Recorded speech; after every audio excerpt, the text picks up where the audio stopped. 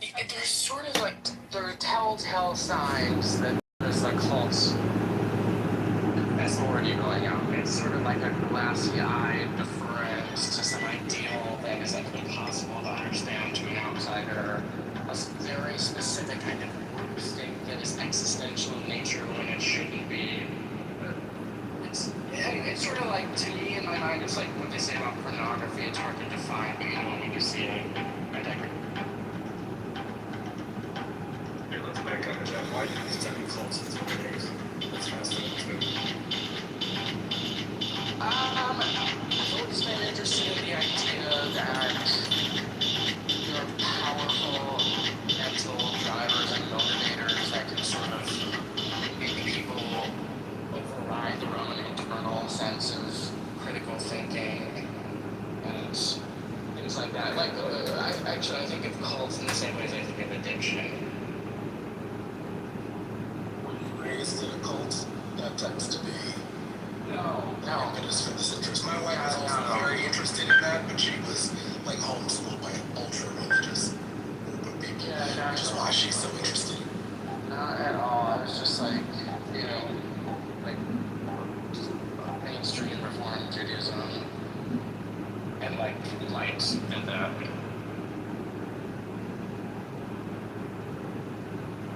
That tracks with being on this service. Oh, I'm not. Did you think that I was? No. I'm mainstream, but Reform Judaism is not trying at all. Extreme religious cult that ISIS was.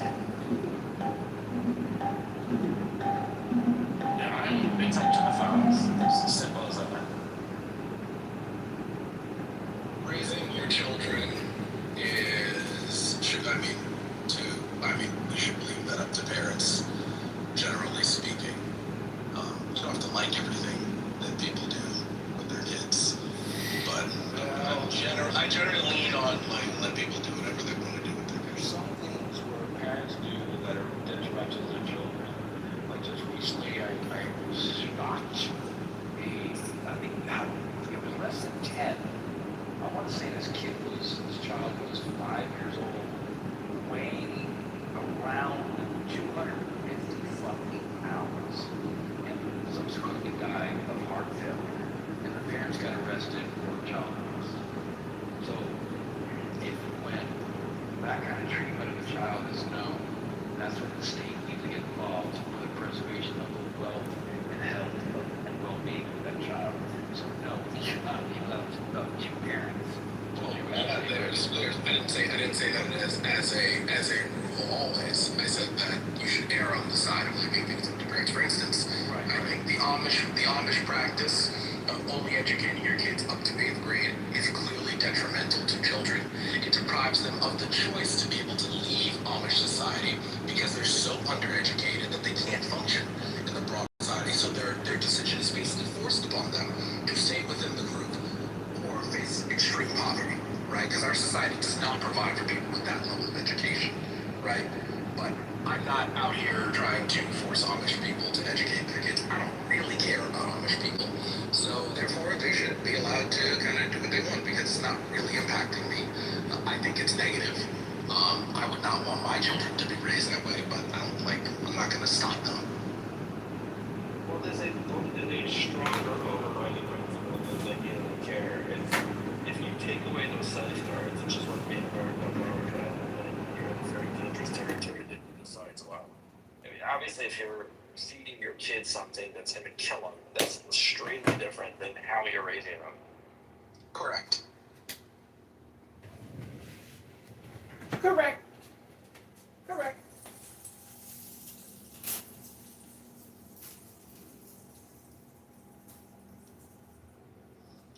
Did you see the recent vitamin K study? No. I was always wondering why the 8th day? Why do we circumcise? Oh, that's not what you said. Yeah. Circumcising before the 8th day, you lack vitamin K, and you need. Right. It peaks at the 8th day. Like it peaks at the 8th day, and the nerve endings are also the lightest. After that day, it gets more painful. Right, but we only discovered that like relatively recently. Yeah, about 25 years ago. Yeah, so it's kind of interesting, you know.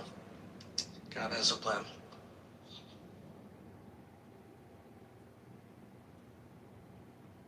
I haven't seen Randy. Dr. Randy, we know. Or maybe Where? Randy. in listening. Yeah, that's Randy we know. That's his picture. See him at all. Yeah.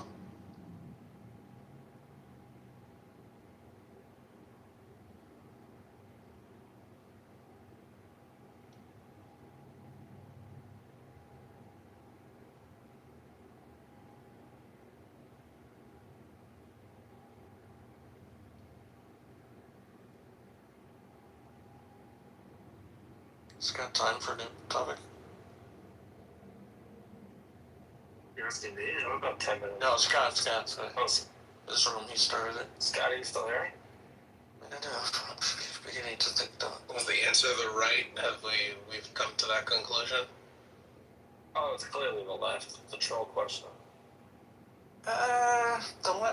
There is this so-called horseshoe theory that they're starting to converge from the left and the right, but I said historically it was the left. But Globally. the horseshoe theory is true, but they leave. I mean, Tucker Carlson is the quintessential case. He left the Republican Party. Yeah, but he's still a right-wing guy. Really? He wants to rip apart. What's he conserving? He wants to rip apart every foundational. Wait, are we This talking about guy the running United for States, or Congress, are we? this guy, what about the guy running for Congress and it said in Florida that says the only real battle in the world today, Republican, that I see worth fighting is fucking, exterminating Israel. I mean, I would sign up tomorrow and go fucking put boots on the ground and go fucking kill Israel. Oh, is that Plattner? That's Dan Bilzerian. Plattner, He's running no, Republican Plattner. running for Congress in Florida. No, this is the opposite. Planner's on the left, allegedly, and he's Yeah. mean. But he said the similar things. Platter know, is what going to is- get beaten by the greatest political survivor in American politics, Susan Collins. If we're making a distinction, wouldn't it be best to just see where the modal Jewish person, what their view is, where they line up in terms of their voting habits? The modal Jewish person? Yeah, like the typical, No. like who the typical, like which side the typical Jew votes for. No, that would be I would assume. I would assume. I don't know what the typical Jew means. So the average person who is Jewish in the United States, do they vote? I would assume that they would avoid voting for the people who hate them, right? I mean, that's what black people do. They Well, avoid that would be a voting for bad the people who assumption. hate them. First of all, black people do vote for people that hate them. They vote for Democrats all the time. Well, they don't because black people like black people vote for the party that like best represents their interests. Well, they don't, but that's a whole separate topic. But they do. No, They do don't. as they don't. define their interests, right? Okay, so they So- and they're wrong. So it's a Well, bad. how can you can't tell people that they're wrong about their interests? You don't know their interests better. That's patronizing. You don't know their interests better than Okay. they do. Okay, so let's get to the main point. The reason why that's a bad litmus test is because people vote for cacophony of reasons, including being incorrect about things and including inertia. There's many reasons. So if you go to the average voter, you would have to then go much deeper and say, why did you vote for this person? And they would say, yes, we had problem X, but I had Z, A, and B, C that I voted for. So it's not it might be a decent starting point, but it's far from a conclusive evidence of people voting on the left, maybe the left is less Well, episodic. I think people are pretty good at picking up who hates them. For instance, we just had the release of Sam Tannenhouse's book on William F. Buckley, which was approved by the Buckley family and William F. Buckley himself to write, and he got access to all of his documents, right? William F. Buckley, when he was in high school, in prep school in the United States, he was writing in defense of Jim Crow. His family was running a White Citizens Council ad in a newspaper they controlled in South Carolina. We didn't know this at the time, but the black people sure knew, like, National Review was racist, right? And the White Citizens Council stuff that he was doing, his family was doing in South Carolina, that was not public knowledge, right? But but like that was obviously sniffed out. I mean, he wrote Why the South Must Prevail in 1957, saying that whites have the right to rule in the South, even when they're a minority, have the right to use terroristic violence because they're a more advanced race. So I think people are in fact capable of discerning who has their interests at heart and who is against them. I think it is a fair heuristic in order to determine whether or not one side or the other is for you or against you. Well, the first one didn't. It didn't address literally anything I said, and it was a terrible proof. So I'm not even sure where to go from here. Well, sure it did, right? Because it addressed the fact that like people were aware that like National Review and that whole project was a racist project, and that's why the people who had been previously voting for Republicans, because remember, in the time that William F. Buckley was in high school, most black people would have been Republicans, right? This was the 1950s or 1940s. Besides the fact right? for your anecdotal irrelevance, this is like I really don't know where to go from it. Wait, how is it irrelevant? Because I'm saying that people's views moved based off of who controlled the party. Yeah, you said that 3 times. It was anecdotal, therefore irrelevant. Wait, how is it anecdotal? Because it was one person who lost the primary. I think this is ridiculous. Wait, Yeah, but all you proved was that Buckley. All you proved was that Buckley was a racist. How does that translate to because he was the architect of the modern But this is anecdotal. This is one person you're talking about. totally anecdotal. He is the person who put together the modern Republican Party. I get it, but Modern it's not Republican completely Party. valid. Yeah. That is retarded. The modern Republican Party was put together by Reagan. No, it wasn't. And JFK would fit well into today's Republican Party. JFK would act at the Republican RNC like he'd fit right in. We didn't have no clue what's going on at the Democratic convention. Have you read Sam Yeah, Tannenbaum's but he's book? right about William F. Buckley. William F. Buckley was the largest noted intellectual at the time. Yes. At the Right? time, The only thing that was wider and more fringe was the John Birch Society, right? And William F. Buckley was to the left of the Birch Society. The Birch Society was to the right of him. Yeah, but Right. Marshall, how does that Buckley was- matter to Buck- what we're discussing? He didn't address at all the fact that it's cacophony of issues. He didn't address the fact that the parties have shifted drastically in the last couple of years, making Buckley totally irrelevant. He didn't address the fact that even if Oh, it see, was I correct. just thought he was talking about Buckley and like. Buckley No, was, well, like, he's being like anecdotal as anything. I Well- there's really nowhere to go from here. I'm just gonna. Well, no, the parties on this topic, the parties haven't shifted at all. The Republican Party hasn't shifted at all. Not in terms of You've been shifting. Where have you been? The They haven't Democrats shifted at all. Okay, that's okay. Sure, no problem. Not on this topic, they haven't. Sure. This has been a consistent topic. I mean, they're gutting the Voting Rights Act. They haven't shifted at all on any of this stuff. I mean, if you think that gutting the Voting Rights Act is a racist thing, we literally have Yes. common language. I mean, black people definitely feel that way, 100%. Yeah, the Democrat Party has convinced a couple of low information black people of that. But- It's the most but- racist, but- vile. but- Listen. Wait a minute. Racist. Listen, no, I'm not gonna. I'm not low information though. But it's the most racist of vile stupidity to claim that. I just black brought up the people Sam Tannenhouse book, which I guarantee you didn't read. It is the most vile, racist stupidity to assume that black people are incapable of getting voter ID, and it's somehow a racist thing to say. Wait a that minute, only wait a Americans minute. should vote. It's stupidity to. Wait.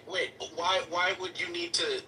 What does gutting the pre-clearance statute of the Voting Rights Act in 2013 have to do with getting voter ID? That's not what the law was. All right, sure. You just the Republicans are just secret racists. You're right. No, they're not secretly racist. They're openly racist. Sure. Not secretly. I'm not saying they're secretly racist. I'm saying that one of the parts of the three-legged stool was anti-civil rights. That was one of the main parts of the three-legged stool. When Buckley was in college at Yale, there was an exchange program at Yale to bring black students from Morehouse and Spelman to Yale to visit and have an exchange during the civil rights movement. And Buckley was the editor of the student newspaper, and he was totally against that. he didn't want to have black kids, and he like made clear that he was against it. He was an unreconstructed segregationist. His mom was from the deep south. That's what he was. Okay, I guess you proved it. So when the DSA takes over the Democrat Party and they openly say that anti-Jewish symbols and they hide behind Zionism, but they say openly Jewish symbols and anti-American things, and they're using the Jewish cause as their way to claw anti-American, to smuggle in anti-American ideas. Then because of Buckley, then I guess the left is good for Jews. Just make your case. The DSA is only relevant in deeply, deeply blue places, right? And who on the Democrat leadership has spoken against them? So they're not relevant in places that are And not who? deeply. Not yet. And who? Not and yet. Who? Wait, And One- who? And one who? second, let me I just- asked you a question. And We've who? just started. We're in a primary. They shouldn't. We were trying to win here, like, right? We're trying to win. So we can speak out about them after we get through the election cycle. But we need to claw back some seats. Yeah, Win. pretty much. So- If you win the primary No, in that's Deep Blue ridiculous. State, you'll win the general. So these Yeah. three will be That's in Congress. ridiculous because That's not ridiculous. No, it's ridiculous to say that we have to win because they could be honest. No, I'm and just say. No, what Adam said is ridiculous because they could be honest and say they have no place in the party. We're not going to be giving them any committee seats, but we'd like to win, so we need them in order to win. Wait, why would And you do that? No, Because just then you completely cannibalize your party. And No, you we win want seat. people to turn out in the general. We don't want to do that. Yeah. That's a bad they should strategy. just disown these people. That means you want to win more than have an ideology. I know that. We do that Yes, since we Obama. do because Right, because we do that since- the Democratic Party isn't an ideological party. It's not. Oh my God, It's they're a idiots. bunch of different people. Yeah. I want to win. Yes, one. No, that. I mean, the wings of the Democratic Party are almost certainly ideological. But it's not. It's not The ideological. Democratic It pledges Party allegiance to each other. does not have a central ideology. It does not. Okay, you're Everybody in the Democrat, so everybody in the Republican.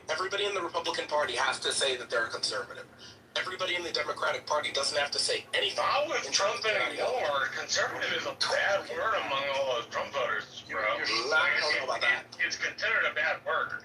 The I don't know about Democrat that. Party has a logical purity in a way that the Republican Party never did. It's So just- I mean, it's if straight that up was true, Republicans would win popular votes more often, but they don't. That's- So, Well, the I Democratic- mean, we they would get a large aside share from of the 20th votes. century with Bush and No. Trump, we had won popular votes when we had won. Well, the Those are 20th. the only two instances Yeah, but we're in the 20th 21st in the century. 21st century in which we hadn't. We're in the Why- 21st century. Why are you accepting the We're a premise? quarter of the way It's a through. stupid premise. Why are you accepting this premise? You made that up out of thin air. The reason why Republicans don't win more is because the Democrats are way better at marketing. Nothing to do with the fact that they don't have an ideology.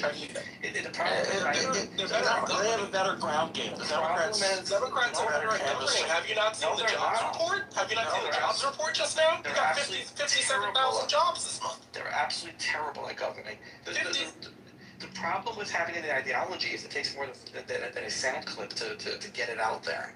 And What you're saying- then you get all these low information people that have these ideas, but they can't hold it up. So if we look from Ronald Reagan's presidency to present, right? Which party would you say has had more jobs created under their tenure? Democrats or Republicans? This is what people actually care about. Which party would you say has had more jobs created under their tenure? Democrats or Republicans? Most definitely Republicans, and if you're going to try to pull up a report about who was in, okay, idiots. I have no time for you. Such an idiot. If you're gonna try to bring up who was what happened under which president, that is the directional error of like. Wait, are we just defining just the president or control of Congress? Like, Just there's the so many president. variables. This is a long period of time. This is a long period of time. So Yeah, but Congress it has been. takes- I know, but hold on. The president has so little control over the economy. Is it- But then it should be fairly even, right? No, Adam, I just one question for you. Do you ever get sick of being so wrong in all your predictions and being proven wrong over and over? Like, I would think that if this was the case, right? If the president didn't matter, that because like Congress has been controlled by either No, party. no, but don't be I would think stupid. No, but fiscal. Hold on. What I was trying to say is fiscal policy is such a smaller driver than Sorry, my brain isn't working right now. I hate aphasia. Government's, yeah, no. What the government spends. Which one? Are you eating? That's why your brain's not working. I still don't understand. Was that a joke? No, I'm being serious. Did you eat? No, yeah. There's two policies. One is fiscal policy, which is the Fed, and the other is what's the spending policy. The $7 trillion federal budget, compared to the total, it's more about what the Fed does and less about what the government actually spends that controls the economy. Sorry, I'll shut up for a But minute. we're talking like 50 years. Good idea, because if you can't speak, it's a good idea to shut up. It's difficult when you say just the president. I mean, it's... You should take your own advice and shut up. But then again, if the president has a little to do, the numbers shouldn't be skewed between the two, right? They should be fairly consistent. Just shut up. Right? We shouldn't see big swings. Well, do you think maybe we should do a room explaining correlation versus causation? Separate room. But why is it always in one direction? Then? I think this is a lot of cope. That's why we're getting the answers that we're getting. Yeah, if I can just comment really quickly, as you know, this has been studied ad nauseum, that the economy overall does better when there's and I am not a Democrat, let me caveat that, I'm not a Democrat, but the economy, going back to the Great Depression, does better overall when there's a Democrat in the White House and the Dems control at least one body of the Congress. And the reason, again, this has been studied and people try to come up with theories. The reason is Democrats are willing to spend their way out of a bad economy, or more willing, let me rephrase that. Democrats are more willing to spend their way out of a bad economy than Republicans seem to be. But Daryl, that is correct. Yeah, my lifetime austerity than to excess spending. Aside from Donald Trump. Donald Trump is the excess spender of my lifetime in my party. Yeah, but we're not in a recession. So Daryl is correct. No, I'm not saying we're not in a recession. I'm just saying, like, in my lifetime, there is only one president who is not austerity, and it's been Trump. And you know me, dude. Like, I'm more of a fiscal conservative than a lot of people, but like, we don't have a leg to stand on that anymore. The difference is from Ronald Reagan's presidency, which was the only Republican presidency with a significant increase in job production since beyond him. Republicans have created 17 G-dubs? No, it was terrible. 17 million jobs have been created net during Republican presidencies. During Democratic presidencies, it's 50 million. And one of the big reasons that when we're in a recession, 9 out of the last 10 have been under Republicans, but when we're in a recession, Republicans, this is the most consistent view of either party over their entire history. Republicans view recessions as acts of nature. They have a liquidationist mindset. They've had it since before the Great Depression. They don't believe in countercyclical spending. And when FDR was elected, Herbert Hoover was on the phone before he took office trying to convince him to not spend any money into the economy to get out of the Great Depression. This is the most consistent ideological position of either party. The parties have switched on all sorts of other things, but the Republicans have consistently been a jungle capitalism party where you're just supposed to let the companies that are viewed as not making it, Darwinian, they're supposed to die. And that leads to deflation. And that leads to depression when you do that in a recession. So that's like one of the main drivers. The other big driver is that when the economy isn't doing bad, Republicans are willing to engage and start big, stupid wars in the Middle East, which disrupt the economy without any thought.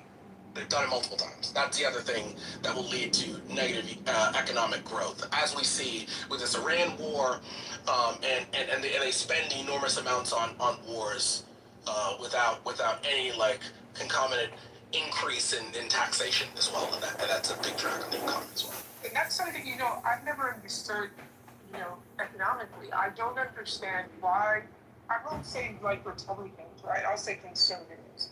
Why conservatives don't understand that sometimes you have to spend your way out of a home. And they push back against it, they reject it. And again, historically, this is not about how you feel about Republicans or Democrats. Just look at the data. The data says that sometimes you have to spin your way out of a problem. And, to the previous speaker, he's absolutely right. You don't, you end up with stagflation. You end up with depression. I don't get why everyone is so locked in to an ideology when all you have to do is look at the information. It's not about how you feel about liberals or conservatives. The data doesn't lie. Just look at the data. My thought, I've been like trying to think about this. My thought on this is that the conservative movement is fundamentally not interested in growth. They're interested in distribution of what already exists.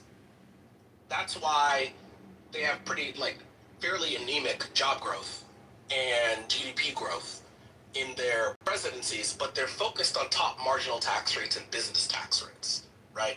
They're focused on making sure those who have the most keep the most and get more, and not on how do we increase growth in the economy overall. They have slower growth rates over these periods than Democratic presidents do, because their focus is on how to get more money to rich people. And the richer you get, the less money you spend in an economy that's like mostly about our consumer spending, right? Rich people don't spend that much because you don't have to spend that much when you're super rich in order to maintain your lifestyle. You can have like a very lavish lifestyle if you make a ton of money and not spend a lot of money in terms of your net worth, right? So you just save it. So I think that's the pretty consistent thing. They've kind of always been the party of large incumbent businesses since industrialization, and obviously large incumbent businesses have lots of. Since at least McKinley. I said since at least McKinley. Yeah. And since those people Wait, got money, Marshall, it makes no sense. Listen, I'm not disagreeing with you, Adam. I'm saying this respectfully. But if you look at both sides of the aisle, both sides enrich themselves. Look at Nancy Pelosi. She's increased her net worth by millions, plural. And she didn't help me, she didn't help you, she didn't help anybody else but herself and her husband. So I think it goes on both sides of the aisle. We're talking about the policies that the parties pursue, not individuals. So what I'm saying is when we are in a recession, Republicans do not believe in Keynesian economics. They remember when we had 2008, Republicans wanted us to be like the UK. They wanted us to not spend, right? They wanted us to just like gut it out. And what gutting it out means is lots of people lose their jobs, and as they lose their jobs, they stop spending, and as they stop spending, it gets worse, and it gets worse, and it gets worse, and more people lose their jobs, and then more people stop spending. It's a cycle, right? I don't think people understand. Unemployed people don't pay income taxes because they have no income tax. Personal income tax is the #1 revenue generator for this country. This is why we have the deficit that we have, because we're not collecting enough revenue through personal income tax, so we have to issue debt. And the debt is to cover the deficit between our spending and what we're not collecting in income tax. Don't forget that debt is at tremendous interest. Correct. We're told that we're told by Trump we don't have money for single-payer health care because we're in a war. A war nobody wanted. A war nobody had a chance. You just woke up one Saturday morning and we were at war with Iran. That's literally what happened. There was you went to sleep on Friday and it was normal. Relatively normal. And you didn't know anything. There was no talk about this during the campaign. There was nothing. And then you woke up and we were at war. And there's always the green eye shade accountants when you ask to spend something on Americans. But if there is a war, especially if it's in the Middle East, if there is a war in the Middle East, it is infinity money. They will spend infinity. They do not care about how much it costs. They're not trying to pay for it. It's just like let the money cannon go. Adam, let me ask you a question. Adam, let me just ask you this question. And I don't disagree with what you're saying. Do you feel that Trump wants to end this war at any point, or he really doesn't give a shit? Because to me, I still don't even know why we went to war. I mean, I don't know why we went to war. Does he want to end the war? I mean, he can want to end it, but let's be honest. This seems like I'm not positive, but I think this was kind of illegal what he did. Like when I don't think you're allowed to knock off the leaders of sovereign countries like that. And by doing it, like they're not gonna let you out, right? They're not just gonna end the war. Wait, do you think it was a test? Want to? Do you think Venezuela was a test run for Iran? Oh yeah. I think the difference between Venezuela and Iran is that Venezuela is like a shallow, like kind of dictatorship where the people just got there, right? Like, I don't get the sense that the people in Venezuela like super care about their leaders like that. But Iran is like one of the oldest countries in the world. Right? They have a sense of nationalism, which is unlike ours. It's like super, super old. They've thought of themselves as a nation for like centuries, tens of centuries, right? So they're like it's not the same, right? These are people who just like fight all the time. People in like the New World, like they don't fight wars like that over here. Well, right? We're not like that. Iran was really quickly. Iran is that, and this ties to Venezuela. Right. Iran was selling oil outside of the petrol system, and that's something that can't be allowed. Venezuela is about controlling oil on the Western, or controlling natural resources on the Western Hemisphere. It wasn't really about, think about it, right? After we went in, no one was talking about fentanyl anymore, right? But now we're talking about oil. The global energy chain is a big part of this. Iran was selling oil to China in RMB. That means they're selling money outside of the petrol systems, which means if you that's the renminbi, right? Yeah, the RMB, yeah. So it's the renminbi. So Iran's selling oil out to China in Chinese yuan. China starts now thinking, hey, maybe we don't actually need the US dollar as the world's reserve currency because it affects so many different markets. It forces countries to hoard dollars. They usually hoard these dollars by buying US Treasury notes because the United States has never defaulted on its debt. So if I'm a country that needs to buy oil, then I'm very likely going to be buying U.S. Treasuries. Because those go ahead. I just want to ask you a question because I know David's been trying to jump in. What's the exit strategy out of Iran? Is there an exit strategy? There's no strategy.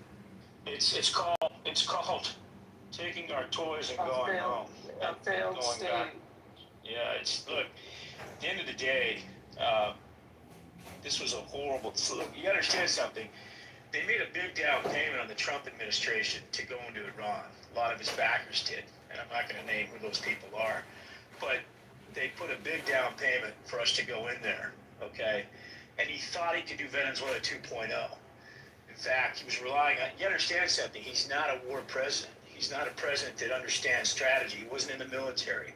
This is a real estate speculator, right? And so... And a draft dodger. And a draft dodger multiple times. Yeah. So he basically got buffaloed, in my opinion, he got buffaloed into going in there, and when he broke it, like Colin Powell used to say, when he used to advise Trump Sr., especially about taking out Saddam Hussein, he says, if we go in there and break it, we own it. Bush. Right? Bush Senior. Yeah, that's what I said, Bush Sr., yeah. You said Trump Senior. It was funny. Oh, I'm sorry, yeah, Bush Sr., I'm sorry, right? Sorry, man, I'm like still early in the morning, I need more coffee. So we've always had a strategy, but when we went in, also think about it, we were also we were way more powerful, in my humble opinion, with Bush Sr. as a nation, because we just conquered the Cold War. But what did Bush Sr. do? He said, hey, we got to take the Saddam guy out. There's obviously talking points about, did we let Saddam go into Kuwait, and did we set the guy up?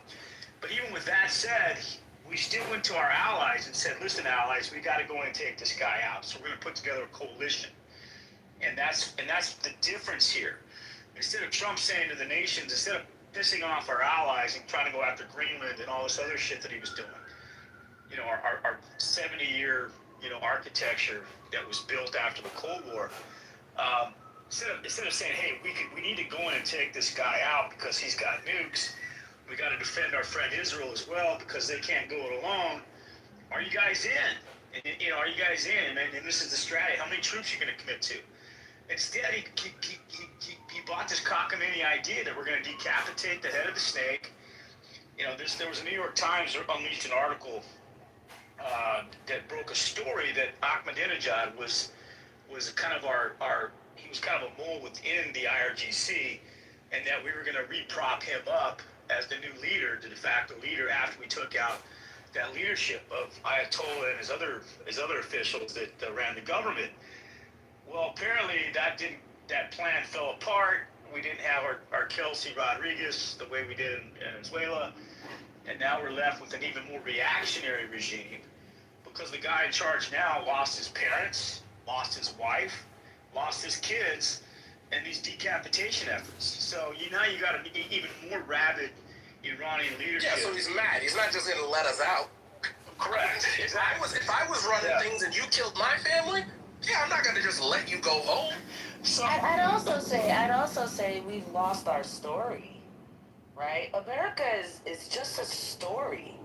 It's a creation. It's an experiment, right? And I think the way that Trump has prosecuted this war has shown it's like if you knock the bully out in the playground, they're not the bully anymore, right? And that's really the biggest loss of this whole thing. Of people don't take us seriously. Everything is a joke. We're perceived as inept, as ineffectual, like that. This has long-reaching impacts way beyond this war and this interaction. Literally, the emperor has no clothes. We've lost our story. And how do you get that back? Well, how did we get to a point that Iran, people around the world are saying, wow, why do we believe Iran's take of what came out of the negotiations more than we believe the United States? That is a death blow. We only have our narrative. That's what we got. And a whole bucket of consumers. And we're strangling both. I think what happened here as well is that no one was sold on this, right? So there wasn't a lot of pushback on Venezuela because it was super quick, right? So it's over. It's like whatever. But what you have to understand is that the average Venezuela, I'm sure that he's getting pressure from like American people who are Venezuelan extraction. It's kind of like Cuba, right? Cuban Americans care that like the Castro regime and the communists in Cuba. I'm Jamaican. I don't give a fuck who's running Cuba.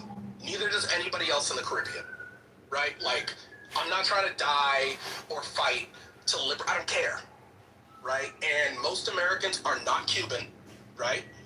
And they do not care who's running Cuba. Subsequently, most Americans are not Middle Eastern or Jewish, and they do not care about Iran. They just don't. They do not care. So, if there is going to be a war, you've got to show that Americans are at risk. you've got to like get them to feel some. Nobody felt like they were going to be they were just like saying that we were going to get nuked. Like, we have nukes. We understand what mutually assured destruction is. We're not worried that nobody is actually worried that America is going to get nuked. Is Iran a threat to Israel? 100%. I believe that they would kill every single one of those Israelis if given the opportunity to do so. Right? But most Americans don't care about old world conflicts. They don't care that India and Pakistan are at each other's. They don't care. They're not Indian and they're not Pakistani. That's a blood feud between two nation states. And if you're not related to either part of those nation states, why do you care? And that's what I think people are missing. You're not going to tell people that it's un-American to oppose a war when nobody in America is running around thinking Iran is going to like nuke us. That's not reality. You could make the argument that if you think that Israel is at such risk, you could make the argument that Israelis could migrate to the United States, right? But I don't know that you're going to be able to sell to people after what we've been through in the past 15 years with COVID and everything and stagnant wages that they need to, and 2 wars already that went shitty in the Middle East. I don't think you're going to sell to them to go to another war. And this time, there wasn't even a 9/11 to precipitate it, which is why you saw that there was no bump the day we went in. None. Because people were not buying that we were at risk. Because nobody, if Iran was such a threat, that would have been a major part of the campaign. And it wasn't. Hi, Andrea. Welcome. Hey, happy pre-4th.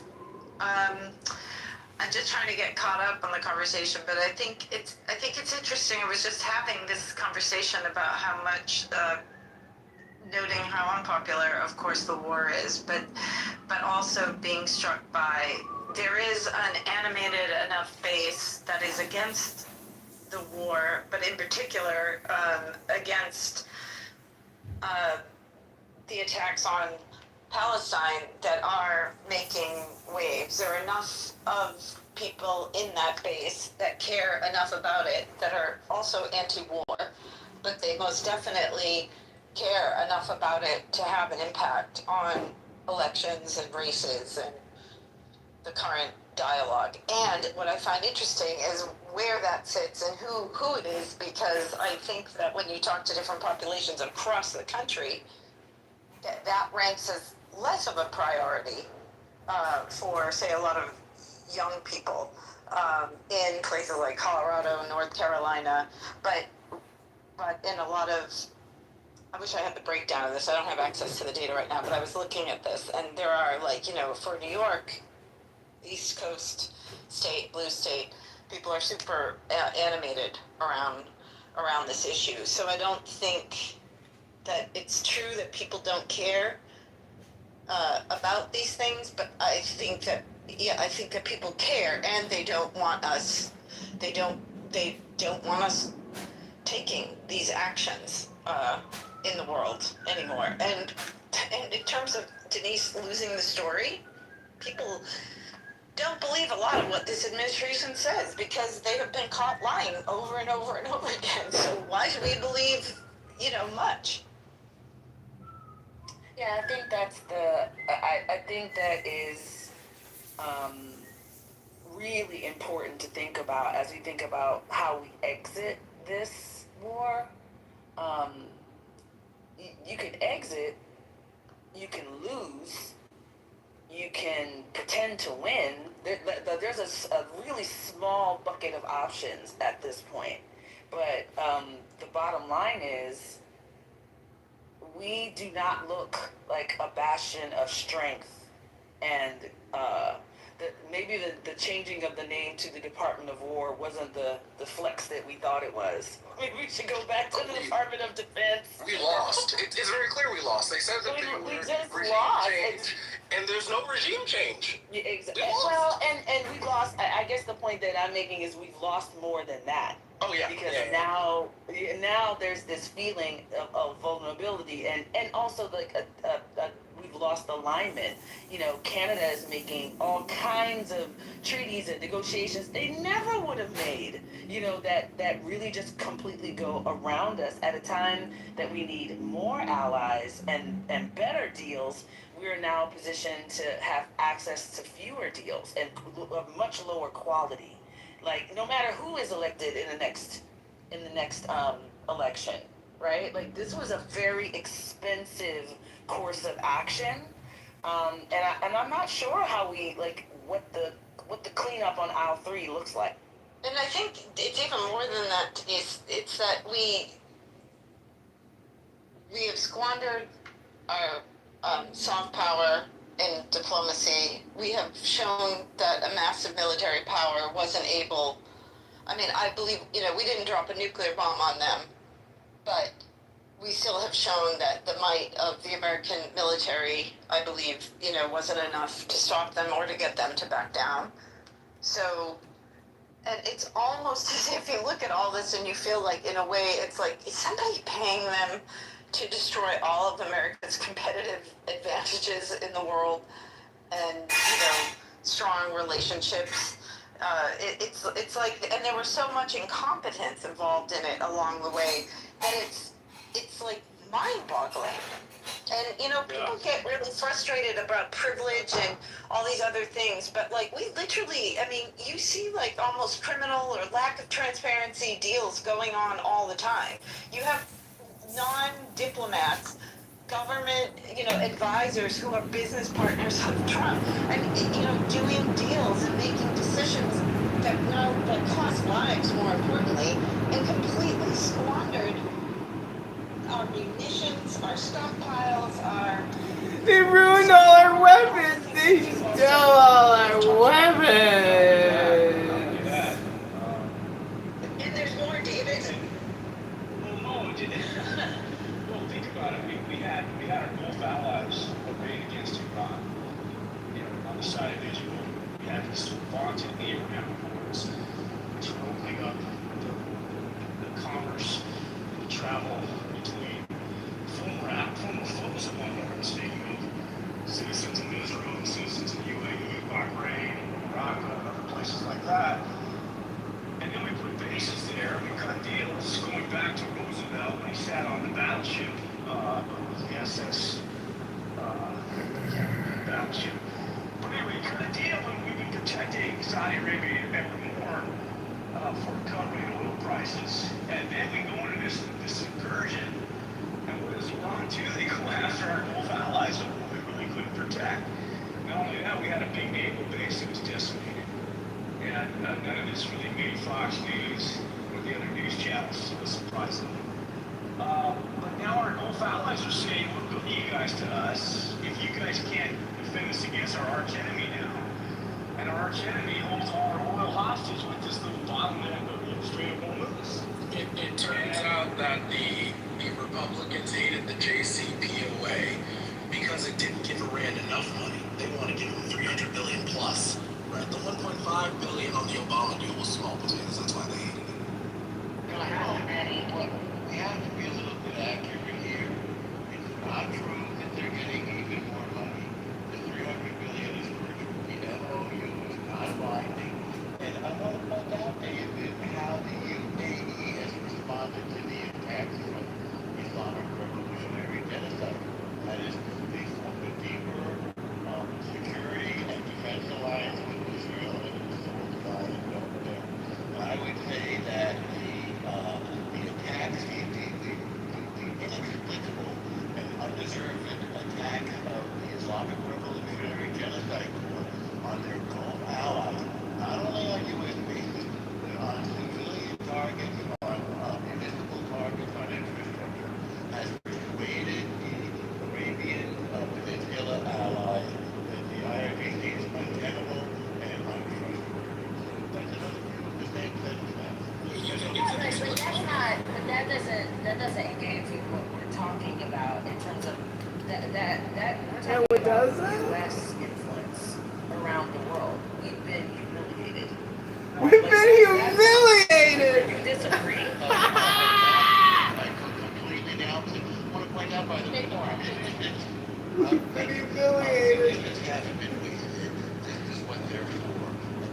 into paper that was requisitioned years ago, and it is important to use our. Then why did they ask for more I money? want to answer your question. I definitely want to hear your question as soon as I finish my thought. But this is exactly what our military power is for, to defeat our enemies. And that's exactly what we're doing with the Islamic Revolution. They're defeated. They don't look defeated. Well, they are. We massively decimated. It's the same incalculable military and also leadership losses, and there's nothing for them to, there's no way for them to respond except to act like Bro, pirates. they're making Lego videos. Hang on, I want to hear your thoughts. Just don't interrupt me. The only way they've been able to respond is as pirates, taking a public waterway and seizing it like the pirates that they are. And now I'll take any of your questions. I would just say we did call for regime change, so it becomes an existential fight for Iran, right? Because I don't think that they're too keen. I mean, they killed a bunch of their leaders. I don't think they're too keen to be killed, right? I don't think they're gonna roll over. If that was me and people were coming for me, I'm killing all their family. Right? Like that just seems like a reasonable thing. I don't get that seems like family in order killing thing. if you are in a situation where a clearly superior adversary, you're saying they're fighting for their lives 100%.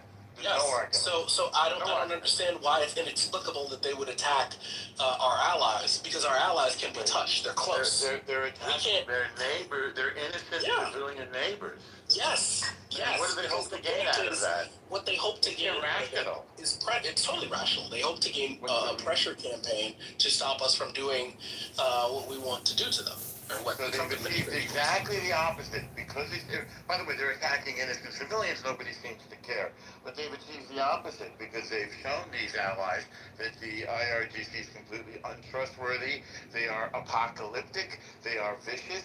They are bloodthirsty, and they'll just attack anybody for no reason at all. Are we bloodthirsty? Are we apocalyptic? Obviously not. Do you know what I mean by apocalyptic? Wait. They are trying to bring about the end of the world. When Trump said that he's going to wipe out an entire civilization, what about it? Was that apocalyptic? Well, he's not doing that. I'm not asking you, when he said that, was that apocalyptic? Of course not. This is Trump. It wasn't. Okay. Absolutely. Bloviating. Okay. Yeah. Well, you know we bloviate. Everybody knows that. Well, see, but don't you think that everyone knows that means that he has no credibility? Not at all. I guess I'm listening to you. Hold on. I'm listening to you, and I really am listening, because I'm just like, you're one of the few people, I've not heard anybody describe us as victorious here. Well, you should listen to all of the military leaders who comment on this every single day, and you would hear the same thing. I'm sure we have different news feeds. That's not what I'm hearing. Military leaders. This is general. Military leaders from which country? Which country? Yeah, I don't think that's accurate. I don't think that's accurate. It's overwhelmingly accurate. Okay, that's why I asked the question. I was curious as to what you consider victory, and this feels like victory to you. So, you think that we are winning this war? Is the destruction of our enemies. The degrading and destruction of our enemies. Very simple. What does that actually mean to you, Norm? It doesn't say much. No. We hit them militarily and take out their military capability. I think it says everything. The idea that the words military victory don't say much, I find baffling. Then prepare to be enlightened. Just put more detail. I'm asking you for more detail. When you set an intention, when you go into a conflict and you don't accomplish any of the how humiliating! It's so humiliating. We lost the war. We spent all our ammunition. Say again? To end the nuclear program. Okay, I will state the goals of the war. They were fourfold, and they were repeated numerous times. I think it's disingenuous when people pretend not to have heard them. Number 1, no nukes. Number 2, no ballistics. Number 3, no proxies. And number 4, don't slaughter your own people. What about regime I change? What about regime change? What about regime change? Would be nice, but it was never a stated goal. That's not what? Come on now. Yeah, There's that's not also what they the law- flip-flop on the goals for I know, like they flip-flopping. didn't state goals. Very And clear. they did it illegally. No, it is not illegal, and it's very, very, very clear. So why don't you engage with the actual goals instead of arguing about what was not? Are they No, not what killing I'm not killing engaging with- their populations now? What I'm engaging with is the fact. What I'm engaging with is that the fact that they were so unclear. They did not feel like they had to engage the American people in a pursuit that we have to pay for. So what you say are the goals that they laid out are not the goals that I remember that they laid out, and there was confusion around that. And what? Hold on. I listened to you. It was deliberate. It was spelled out from the beginning. It was not spelled out from the beginning. 100%. Listen, From you day can one. listen. day one. You can rewrite history however you Not want rewriting to. history. I'm telling It was you what was said from the confusing. beginning. It was Not unclear. Okay, And if we which call one do the you not if we understand? and it changed. I understand perfectly. So why did you say they're unclear? What's I not said clear about it? they were not stated Okay, let's go clearly through at the the one by outset of this war. Sure And they like were. you say that there Yes. was no statement of regime change, but multiple people I on said it this was not stage stated. remember. This is not like, we're not doing this like, What? do you remember as opposed to what I remember? Trump told the Iranian Because you just want us to accept your memory. That's not my memory. These are the facts as I'm reporting them. These are the facts as they have been restated and manipulated across the time of this. No manipulation. I'll say it Okay. again. Anybody disagree with no nuke? Projection says what? Anybody disagree? Projection says what? Where we disagree is regime change. Hey, slow down. Regime change is something that you'll notice America is very reluctant to do and has been a failure. I'm just saying what he said. I just tried to do it in Venezuela too. Behind Cuba. Separate country. Not talking about Venezuela, talking about the Islamic Revolution. You know what? It's really interesting how. You know what? It's my show now, bitch. I don't want to hear nothing. I just want to talk. Hello? Hello? Hello? Hold on. Okay. Hold on. I'm naming something. Well, you've been talking nonstop. So. Projection says what? I'm naming that. Projection says what? Allow a kind of like patience and a tolerance of Trump's antics. Hold on a second, Denise. Number one, no nukes, we agree. Number two, no ballistics, we agree. Number three, no proxies, we agree. Yes? Hezbollah, Houthis, Hamas, we agree. And number four, stop slaughtering your own people. Any disagreement on Are there no proxies? the proxies have been massively degraded. That's where we've gone to the Are heart there of no it. proxies? 40 days of war. Are there no proxies? I thought this was supposed to be like, I thought this was like much shorter than that. Say again? 40 days. I thought it was supposed to be much 40 days of war. That's exactly how long it lasted. I would. Back and forth. Is it over? I don't know where we're at. Yeah, I don't think it's over. I just think it's really funny. I guess you asked your questions. I'm not asking questions. I'm informing you as to the goals of the war. But you left out regime change. You left out regime change. Cause that's what they said. They tried to stop them from slaughtering their own people. If they did, they would have intervened. Wait, say this again. I'm sorry, it hasn't stopped. The slaughter of the 40,000, which was one of the triggers of the war, hasn't stopped. That was not one of the triggers of the war. So for real. Of course. If it was, they would have intervened. It's your world. Say what you wanna say in your world. It's your reality. It is your perspective and your relativity. I know the truth and I am a subject matter actor. His own people. I think it's bizarre. I think it's bizarre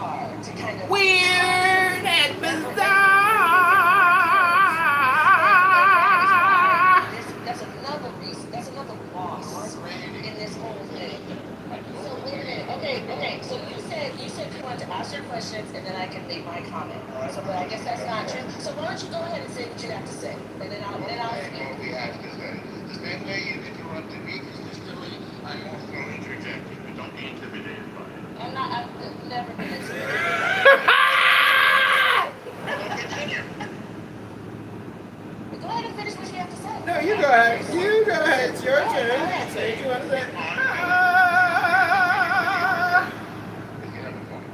You interrupted me to say something. What is the point that you were saying? You interrupted me to say something. Go ahead and say it. And I'm listening to you. So I'm stopping so we can have an actual conversation. So you say what you have to say. We're both saying what we have to say. So you Wait, what's the conversation? From the stated goals of the all of which has been moved forward massively as indications of victory, and you now want to switch to the president, what you consider poor communication skills. No, what I consider is a dishonest retelling and recalibrating of the story. The story constantly moves to accommodate and to justify that no matter what happens, Trump was right. Trump was right. This was a good choice of action. We're winning. It's revisionist history. It's hard to watch revisionist history in real time. But if you, I told you several times, you know, for some reason you're not listening. We're not agreeing to do it, We don't agree. We just don't agree. I think it was a stated goal of regime change, and I don't think we have regime change. I have a question. Hi, Elle. Hi, Elle. Hi, Monica. Let's welcome whoever is new to the stage. Hi, Elle and Monica. I'm just wondering, you made a claim. You said that the president said he would change the regime. Show us, and I will concede to you. Otherwise, the record of your claim stands. Who wants to go next? I just wanted to ask him if we've succeeded so breathtakingly and if we're winning, why do you think this war has been so unpopular in the United States and so unpopular from day one? I think we have lost our appetite for asserting American military dominance, where we must assert it in order to maintain the things that we hold dear. The freedom of the waterways, the freedom of trade. Hang on, don't interrupt. Hang on. No, I'm not. Hold on. How in the world it's Marshall. does the U.S. Navy being projected their power? Exactly. I completely It's disagree with your claim. revisionist history. There's an opinion piece that I was listening to by a guy named Robert D. Kaplan, who was a writer for a think tank. I know Robert Kaplan very well. He argued specifically I the heard U.S. his Navy argument. is no longer fit for purpose. I completely disagree. I completely disagree. We have too long to build the ships, and C, we don't have enough people to man the ships. This is a separate question. The promise after World War II was that we would keep the sea lanes of communication and trade open. You hear me fucking talking? But So, I'm also telling you Norm, that you're changing the topic. With your pesky facts. With your pesky facts and information. I'm not doing that, Norm. At all. It's Marshallstown! Whose town? King Marshallstown!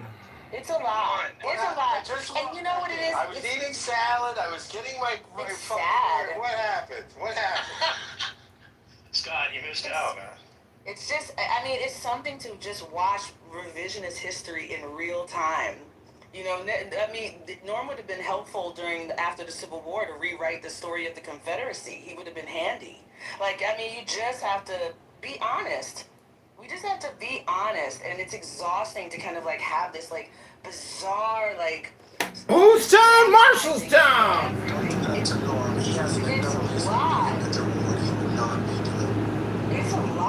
It's a lot to just like. It's okay to say this didn't go according to plan. This didn't go well, but to like try to frame it as some big victory is weird. Weird! Weird alert! Weird alert! We hit the weird alert system! Weird, weird, weird, weird, weird, weird!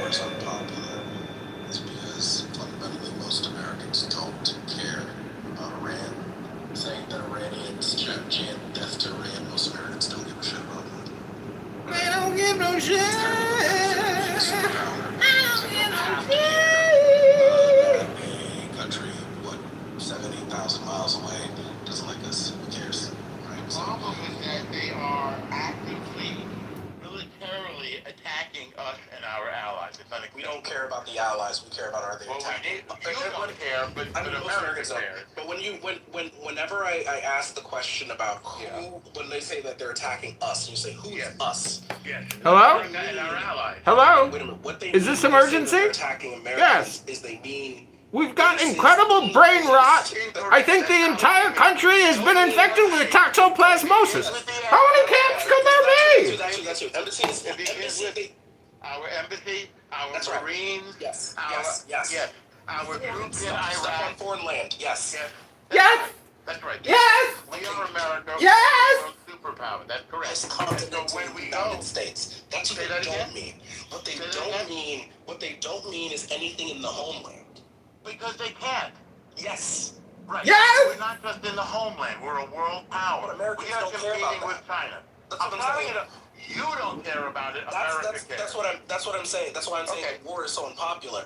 When you start saying that Iranians like bombed a base in the Middle East, Americans saying like, why do we even have that base? That's not what I said. No, not you, but when that was the argument for why we did this, when that was That's not why we did it. Hello? That's We one did of it the because arguments, they're right? a threat. Wait a minute, let me just finish. When people say that, people are like, well, why do we have those bases? Or when they talk about individuals who have been killed. We have the bases to protect our values and our economic interests. Yes, Americans don't. I mean, it's clear that Americans don't care about that, right? They don't care about If this they sort of don't, stuff. then they're stupid. And stupidity is not the rule.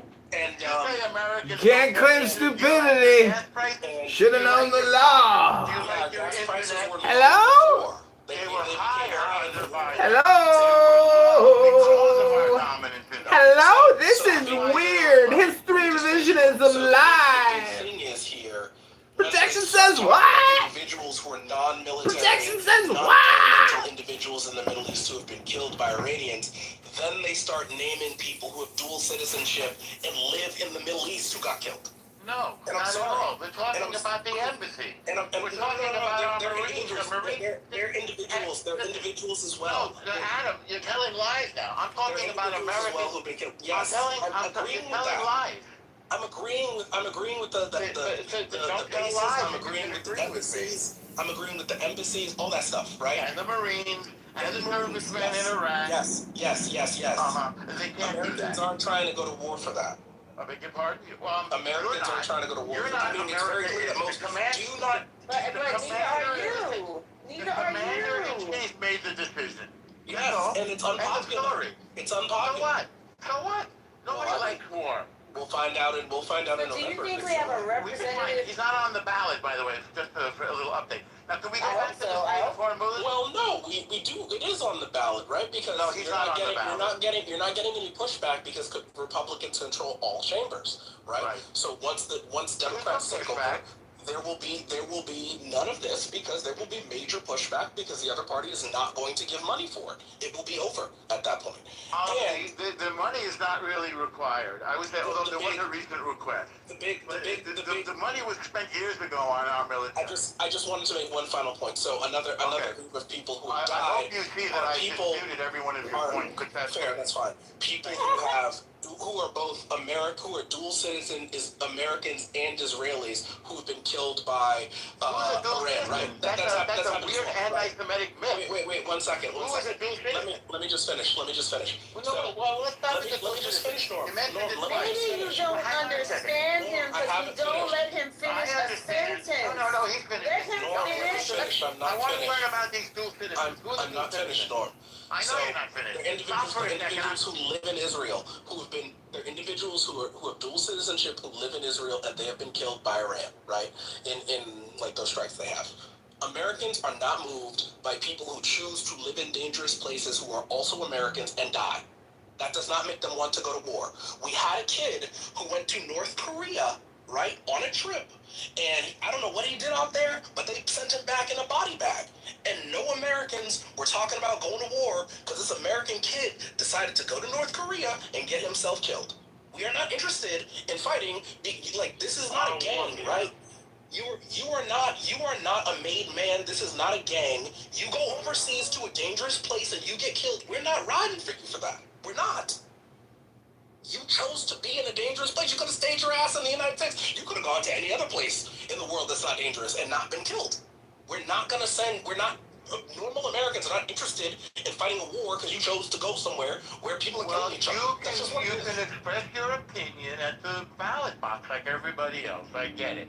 That's not the decision of the commander-in-chief. But that's not the point that he was making. The point that he was making is that this is not a popular war. That's the point that he was making. We know that he's a commander-in-chief. No, that's actually not true. Americans have a history. Americans have a history of coming together when there is a war or a conflict. Why are they not doing that for this one? Depends on the war. Some yes, some no. People were against World War II. Why are they not doing that for this one? Because people don't like war. People were against getting involved in World War II. We resisted it for years, probably to our detriment. Until we were attacked. And that was a mistake to wait that long because we could have made better progress and saved more lives. Well, no, it was not no, that's wrong. It was a good idea to wait that long because it allowed the Germans to spend some of their energy. Absolutely false. You don't want to. I don't know that America wants to fight a fresh Germany. I don't know that we want to fight. It wasn't a fresh Germany. I don't know Germany that took over Europe. I don't know. No, what I'm saying is that Americans would have been happier to fight a Germany that hadn't yet spent a bunch of its men in war. I think there was an intermediate point. They were kind of sucking. There's an intermediate point. Okay, you have a different opinion about the military. Fine. Okay. Great. Fine, express a different opinion about the military. I would say it's an uninformed opinion. I'd say it's uneducated. Okay. We're always uneducated. Correct. It only takes a few minutes for you to come to us being uneducated. Who is us? Caleb, L. Does anybody else want to add something to the conversation? I think when we evaluate how effective this war was or wasn't, I mean, look, popular opinion, I do think there's the sense that after the debacles in the Middle East and Afghanistan and Iraq too, we don't have a stomach for this stuff. But also, we don't have a stomach for war? You don't have a stomach for war. But the question is that really the threat? War! Have we made progress towards the nuclear materials? And then you open the can of the Strait of Hormuz. Made progress? We've blown them to hell! And back! We've wiped out 200,000 soldiers and all their major military capability. And if they try to rebuild, we will do it again! Hello! Things which I don't know that we can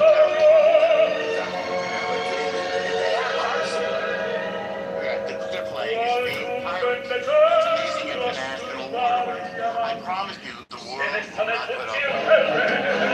Again, because there are other states around the world, if they get away with it, there are other places, maybe even China, will face the straits like Gibraltar, and there's other straits over by Singapore. So we are, in case you guys didn't realize this, we have this all over the world. Australia, Japan, and we are defending those places. In case you didn't realize it, that is the point of our power. Well, that's the decision that we may not have a decision. We may not have a choice. And that's what we're doing. We're just in it now. And why this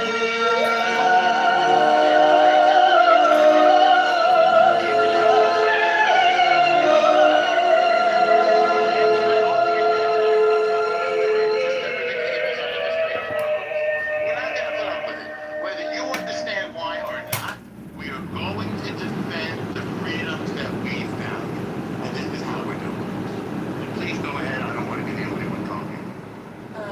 Kitover, Shy, welcome. We haven't heard you speak. Hey, how's it going? Hey, good. How are you? Hi, Kitover, everything's great. I share a little bit with Norm. I do think that there is a defense going on of America, American bases and personnel and things like that, and that's and we should. Hello? I'm not sure that this is a Hello? You? Hello? See you out in a better position. Hello? Before. Certainly, capabilities-wise, maybe at present diminished, but I think they've just been given the capability to rebuild.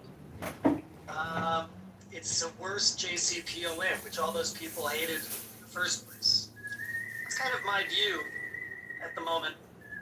Yeah, the Republicans give no reparations to black people, but $300 billion to Iranians in reparations. Amazing. That money would not come from us. Please don't read the MOU, which is non-binding. Amazing. Well, what you're being amazed by is a fiction. I'll just say I don't view Iran as a threat to America. Iran is a threat to Israel. Then you don't Iran is a threat to know Israel. reality. It's not a threat to America. So Iran has been saying for 50 years, death to America, death to America. Yes, America's super strong. I'm not worried about it. Yes. Well, then you should be, because they're getting stronger, and what we don't want is another North Korea. Now, if you don't realize that, that's yours, not America's. I'm sorry, say that again? Say that again? Say that again? I said that we don't want another North Korea, and if you don't see that, that is your lack, not America's. How have I been negatively impacted by North Korea? Very, very, very close-minded. So I'm just asking, can you answer me? He's answering your question. So, yeah, I'm trying to. So, what Obama's advice was to Trump when they changed administrations is the greatest threat to the world right now is North Korea. Because they are a nuclear power that wants to dominate the region and the world, they are perhaps the most unpredictable threat to the United States on the planet as of right now. And we can go into all the details as to what. Now, again, if you don't understand geopolitics, then maybe you should sit it out. Now, you may have something you want. He asked you a very simple question. And I gave it to you. And I gave it to you. Welcome to It was a generic answer. But if you want something for the government and somehow think that you're like reparations, and if you think that you're trading this thing that you want for the government for the defense of America, it's two different battles. I don't actually want reparation. I just thought it was a funny thing to say. But I didn't realize you were kidding. You haven't answered how I have been negatively impacted by North Korea having a nuclear. What has happened talking since? About America, I can't speak to you. How have American citizens, normal Americans, been impacted negatively? What has changed since North Korea got a nuke? What has changed specifically for Americans living in America? Please explain. The threat of nuclear Armageddon from a rogue and unpredictable state. So they've nuked us? Can I ask a question? Wait. Can I ask Okay, you don't understand what the word is, right? Hold on, Norm. Can I ask you? I want to ask you a very sincere question. I'm gonna slow down. I'm gonna take my breath. Questions rather than finishing any one time. I'm gonna take a breath, and I'm gonna ask you a very sincere question. So, by the way, America is within striking distance of Pyongyang. Now, if you don't see that as a threat, America does. It's your lack to not see North Korea as the threat that it is. Okay, can I ask you a question now? Now let's change topics. Do you think that America threatens other countries? What do you think about we're gonna take Canada as the 51st state? We're gonna seize Denmark. We're gonna seize whatever. But how do you? No, Greenland. How do you think about that? How do you think about that and how that presents us to the rest of the world? So the rest of the world should ignore it? Well, we're not going to do it, so it just... The question I'm asking is, should the rest of the world ignore it? I can't tell the rest of the world what to do. It's silliness, it's bloviating, it ain't going to happen. It's Trump talking nonsense. So, no, because you're saying when these countries say death to America, that we should be panicked, right? That was one of the things that you said. No, not panicked. We should take them seriously. We should take them seriously. Yes. But they shouldn't take us seriously when we say things like, we're going to wipe a civilization off the face of the earth. So the difference is that Iran has nuclear weapons. We have nuclear weapons. So when we say we're going to take Greenland, when we say we're going to do that, I'm not letting you change the subject. Hang on, you're not going to let me or not let me do anything, in fact. So, yes, we're not attacking other nations. We're not threatening them with nuclear weapons. And we have not been killing Americans for 47 years. That's the difference.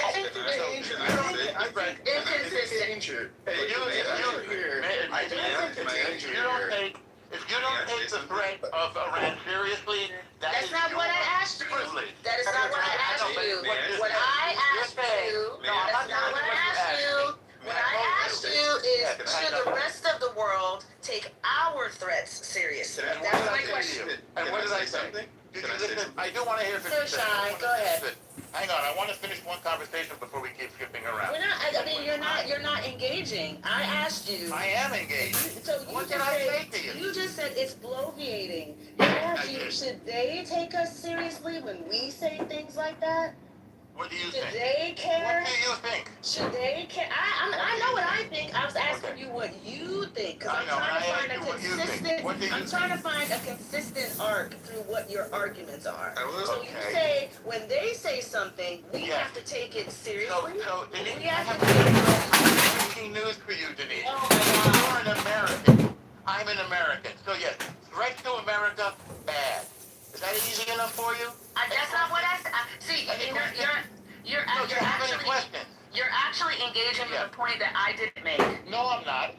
Listen to me. I'm not engaging with a point. Listen to the point that I'm making. You. You're not enlightening me of anything. You are inconsistent in your philosophy. No, I am America that they should be held accountable. Bad. And I think threats to Denmark is bad. But is it threats credible? to Greenland is bad. Is it threats credible? to Canada is bad. And guess what? They say bad too. But what I'm saying is, what I'm saying. Okay, fine. What I'm saying to you is that it's bizarre that you only consider that you have you have nothing to say about the threat that we represent, the instability that we represent in the world. No, we represent stability. It's the opposite. The Strait of Hormuz is closed. We don't represent stability. It's closed by pirates. Eventually, we will introduce. Go ahead, Shai. Go ahead, Shai. Okay, so you're not the one that's not engaged, not me. No, I just disagree. I'm not. Go there. Disagree that these Go there, back and forth. This is weird. My point to you. You think Iran is pirates or not? My point to you You're not engaging? you have not answered my question. Hello? And that's what I wanted to understand. Let's hear it one last time. I don't know because what does Europe think of us? Is that what you're saying? I didn't say. I literally just asked a very simple question. Yeah. Should we be held accountable for what our leadership says? Does that diminish how we are perceived in the world? That's it. They held us accountable. That was the answer. So that you answered my question. That's it. Kill their people. Shy, go. So they don't have nuclear weapons, which we're going to attack them with. And by the way, we're not going to attack them with nuclear weapons. Iran is, and they've said it many times. So a nuclear threat from Iran or North Korea, not Iran, the Islamic Revolutionary Genocide Corps. They're committing genocide all over the world. It's another reason for us to stop them, by the way. So a credible nuclear threat from an apocalyptic enemy is not the same as El Trumpo from Queens bloviating, saying, we should take Canada. I'm going to be honest, I don't care if Iran kills people. That's okay. They don't even get mentioned in the same breath. And Shy. it's serious to Okay, ask that great. question. Heard you. Shy, go ahead. It's not serious to ask that question, Denise. Okay, Shy, go ahead. Thank you. As far as anything else, as far as like answering the questions go, I looked it up, and the Straits for moves are as of today open, but they have restrictions because of restrictions by the current government of Iran. So they're not and as far as Trump goes, I personally agree with you, Denise. I do not think that the President of the United States should be bloviating without cause, right? That they should, have the higher standard and be represented. I agree with that too. I think he should not be bloviating. So I'm on board with that. And representing America in a better light.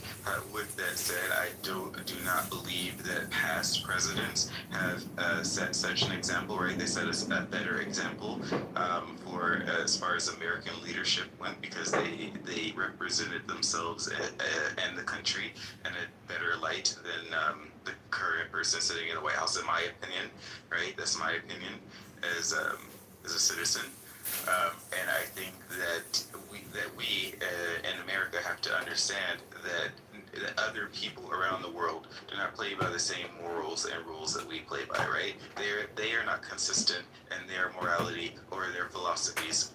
Because it is about the desire of many of the individuals who run those countries, how they view the world should work, right? And all of it is, right? Even America, even our systems of equality and our morality, all of those things are by our national ethos, our philosophies, and our desire.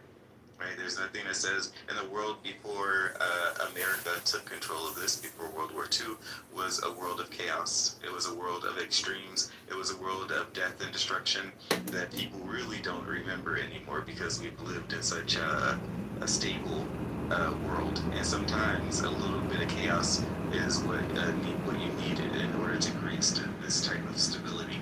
Right? So we can sit here on our phones and contemplate and pontificate and talk about and philosophize about our moralities and consistencies and inconsistencies and those sorts of things. So we don't have to worry about surviving every day like some people do in some countries where they have massive instability. And not created by us, but created by them and their own, their own inconsistent moralities. That's all I would. And if you have any doubt about American power, look at the difference between our ally, South Korea, and our enemy, North Korea. One is a dystopian nightmare with nuclear weapons threatening the world, and the other is a great ally that produces wonderful electronic goods, and we work together with it, and it grows the world's economy, and everybody benefits. The same thing with Japan. The same thing with Europe, which we built. We reduced Japan and Europe to ashes in World War II because they were genocidal maniacs, and then we rebuilt them into our partners. That's the American way. I don't really care about the internal politics of Iran, who's running it, who's getting killed by what faction in charge. The thing to worry about is their nuclear threat. That's the thing to worry about. We don't care about their internal politics either. We're allies with Saudi Arabia. We need their oil. They're a totalitarian monarchy, but we need their oil, so we're buddies with them. The problem is, the difference is, Saudi Arabia doesn't threaten us. Didn't Trump say that last year? Didn't Trump say last year that we'd already destroyed the nuclear program? I think he used the word obliterate. Obliterated, yes, obliterated. So there is no nuclear concern, according to Trump. There was no nuclear concern for this. Not true. Not true. He said that they were. So was he lying then, or is he lying now? Do you care? You don't believe anything he says. So why? What do you think? I'm curious. What do you think? Do you think he was lying or lying? I think he exaggerates the blows he is. That's why don't you think that's true? I wanted to say disagree, Adam? Yes, I disagree. Okay, so tell me express what I said to you. I don't think it was his exaggeration. I think he was just lying at some point. I can't pinpoint. Well, we obliterated some of it. That's undeniable. We used B-2 bombers to smash their program. I think we've discovered other sites, and I think they've rebuilt it somewhat. We realize that they are apocalyptic, and no, we are not apocalyptic. We've created a safe and free world, and Iran wants to take that world down and either bring about the 12th Mahdi, if you study their theology, or else conquer everybody, including their studying Arabs. Say again? Eschatology. I don't care if they want to conquer Sunni Arabs. I don't give a shit about that. Well, you should. You should, because that affects us. Because then we don't get the oil, and then we're living in a different world. Well, I think part of the It's problem funny because is I that know Western- Adam for sure takes the opposite position when it comes to Russia. He's like a hawk when it comes to Ukraine, but Trump is going against Iran. He doesn't care about intervention. I think Russia. We gave Ukraine a lot of money. Yeah. Sending junk weapons, not our latest and greatest weapons. Absolutely. Well, we've invested billions of bucks. It's just a free for all. Yell at each other. Yeah, let's try to have one mic. You're a hypocrite. I just wanted to interject a little bit.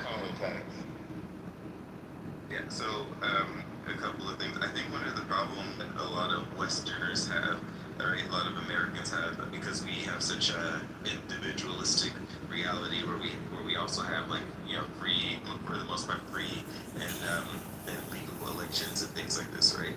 Is that we, and also our religions are sort of individualistic. You can do this, you can do that, you can choose to do this, to choose to do that. We are not run by a theocracy because we kind of believe that other people in other countries and other cultures that they believe like we do, that their religion is individualistic and not really going to affect the world over, right? When they say that, like when people like the guy, the Ayatollah, says that he wants the Mufti or whatever, the Mahdi to come, they like truly mean it. They are worse in many ways than the Christian nationalists or evangelical highly evangelical Christians who want, Jesus to return because they are willing to blow up the world in order to do it. And something that we just don't take into consideration. We don't think that they mean it when they say it. We don't think that it's real because we just think it's magic, right? They believe it's magic. No, they actually believe it's real, and they believe it's more real than we believe each other are real, that we believe that the Constitution is real. And that is actually quite frightening when you actually study what they believe and you think about it.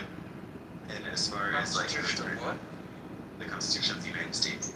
I thought you said Israel. Like what? No. The Constitution of He said it is real. I said, Oh, sorry. I'm like, they don't have a constitution. Yeah, a lot of Americans do not believe that the United States Constitution is either real or applies to them or is applied to the state. They believe that people just sort of make whatever they want to make up, and I believe, and that part is like sort of right because that is part of the national ethos that we have. But a lot of Americans don't even believe that it should be valid, right? Which, but certain people believe that their religious eschatological realities are going to come true today, this very second. And as far as like direct threats from North Korea go, and other people that have such nuclear weapons or deterrents, like those cause America. Part of that reality is it causes Americans to spend more tax dollars in national defense and also other deterrents. So the bigger weapons they have and build, the bigger weapons that we need to have and build, because in many of these places, not every single one, many of them are direct threats to us as much as we feel that Trump may be a direct threat to others. And that costs taxpayers dollars and affects like the global economy I mean, a big difference is North Korea is not suicidal. Iran is suicidal. Their ideology is spelled out. They are a vicious, terroristic, murderous regime, murdering their own people and murdering their neighbors. Not just Israel. They're responsible for 350,000 dead black Sunni Arabs in Yemen. They're responsible for 650,000 dead. Well, you should. It's very lawless if you're not to care about Yemen. And the 650,000 dead Sunni Arabs. It's also morally inconsistent. How is it morally inconsistent? Is this Isaiah? No offense. Yes, it is. It is him. Hey!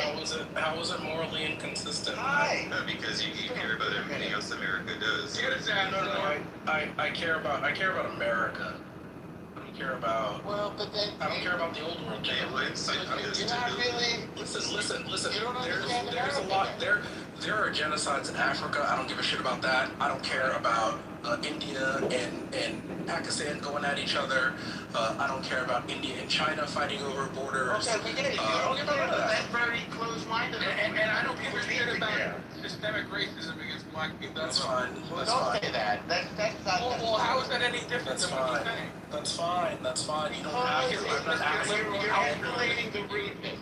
He's not calculating the rudeness. Huh? I'm not asking you to care, though. I'm not asking you to care. But both of those statements are short-sighted. In order for me to care, if he cares, I would have to ascribe some sort of power or something.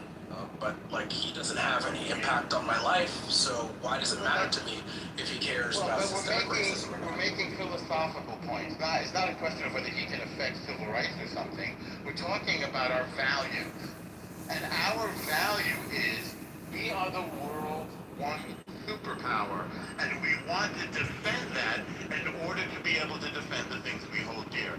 Otherwise, we might be speaking I thought we were trying to be America's police. I thought that was the world's police. The world's police. Sorry, I thought we were not trying to do that. We're not trying to do what anymore? Be the world's police. No, we really should be. We said We we're really not. have to be. I thought that's How what can we I not thought be? that's what I know the neocons want us to be that way, but I thought that's Not what the neocons. I thought that's what we Trumpism are. was. How can we not be? No, we really. Wait, didn't he say no new wars? That's what no I thought. Forever. Oh my God. Oh my God. This whole, I mean, we're at the beginning of a You can laugh as nervously as you need to. The facts are very important. And you tell us that Kamala was going to be the one to start a war with Iran? No, They said vote for Kamala and you'll get a war with Iran. And now we're in a war with Iran. But was that the Republicans or the leftists? I didn't. No. Trump said I'm going to find the tweet and I'm going to post it. Oh. Wait. Will say anything. But Trump didn't say no new wars as he ran for No office? forever war. No. Yes. Please. Go find it. You don't find it. You don't find it. I don't work for you. You're not being honest. He literally said it on the campaign trail dozens of times. He said no new wars. Oh.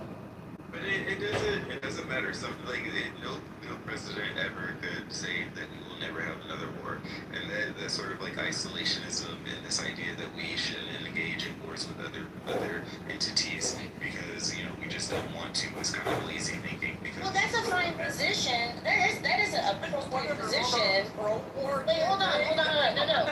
I think what you just said is an absolutely appropriate thing to say, but that's not what he said.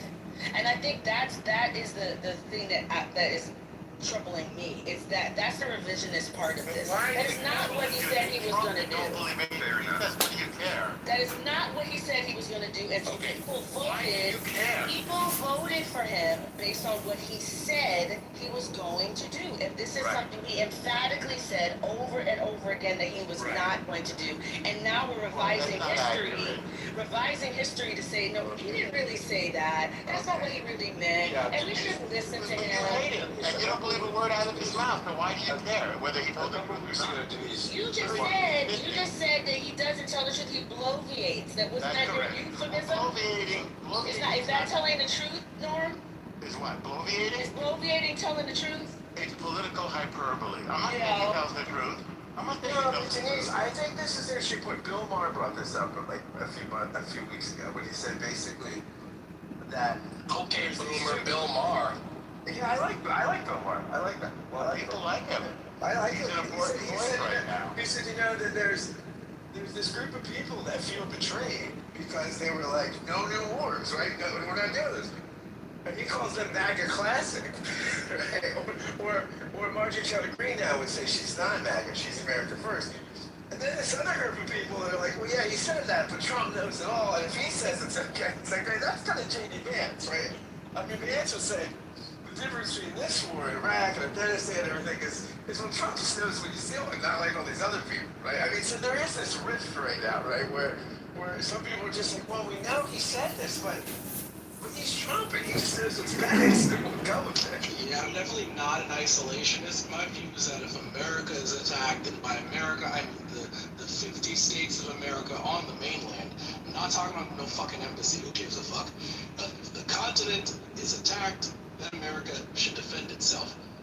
In terms of wars of choice, no, we shouldn't do that shit. In terms of preemptive strikes, which is what this was, no, we shouldn't do that either. It's a waste of money. It's not a waste of money. It's militarily, it makes sense. Now, you can disagree, but you're not informed really militarily the way the president is. I mean, he's not informed about anything. That's why there's no plan. That's why it's so clear there's no plan. He was like, who could have known they were going to shut down the church? Who could have known the church were going to get shut down? The began planning this war 47 years ago, actually. They didn't. The problem, yes, the Pentagon knew it. The problem is the Pentagon didn't make their plan into a cartoon for Trump to be able to see it. So he didn't read it, so he didn't know. Now you're just making a personal attack. You're not advancing the conversation. I have the quote from Trump. Here's two of them. First of all, I didn't guarantee no war. Why would I have built the strongest military in the world? I built our military. This is from Trump. Here's another one on CNN. I didn't promise anything. I don't You gotta get it. You gotta get this stuff. This is after the fact. I don't like. You gotta get I this don't. stuff before the war. Hang on. I said I don't like these endless wars. This is not an endless war. Doesn't that sound more like Trump? Can you get the quotes from before, like during the campaign cycle? He's not serious. But I thought. Adam, he doesn't mean it. He's not curious about this. There's literally a million. There's a million clips of this. Whatever. Seriousness to your delusion. I find it fascinating. My delusion that he did not.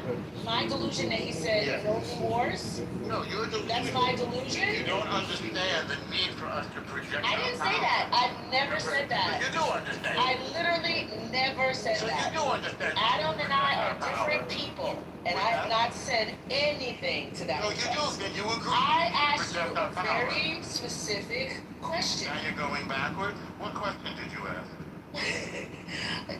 You're all over the place today. I'm not all over the place. You really are. Just don't put words in my mouth. I never said anything. Put words in your mouth. I didn't say you said it. I said you don't understand the need for us. Right. You're always very clear on what the rest of us don't understand. Well, do you understand that? Derisive, Monica, did y'all want to add something to the conversation? Wait. I don't want to miss. Let's let other people have some space on the stage. It's okay to share some room on the stage and let other people talk. Go ahead, Derisive, Monica. Get out of this. I'm out of it. I'm absolutely out of it. I'm already out of it. I know that I heard him say dozens of times.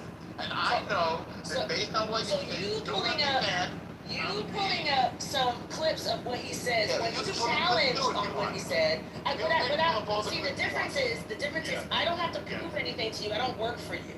Okay, and I don't work so I don't have to prove anything to you. If you want to look up, you have the same Google machine that I have. Yes, look up right. clips and that he said no new wars, right. and you didn't find any. And you didn't find any? You looked up where he said no new wars. I looked it up. You looked it up and you didn't find any. Okay. No. So we're not on the same plane. So Derisive, Monica, feel free to. Right. So the point I was making is, based on your comment. Norm, let other people talk. When I'm finished. No, you're finished. Let other people talk. I'm shutting up. You shut up. No. So I'm going to finish my thought. You're not going to keep interrupting me. So I said that based on your comment, you're being a dictatorial Iranian right now. You don't understand that. Well, stop interrupting me then. You don't understand the need for America to protect our values by projecting military force. That's what I said you don't understand based on your comments. Now, if I'm wrong about that, you can say, no, I do understand. Let's down, by the way. Let's not do that. Okay. We're not doing that. We're not doing that. Okay. We're just to me, just come back up. I'm in and out, but like this is not. We're not gonna do that.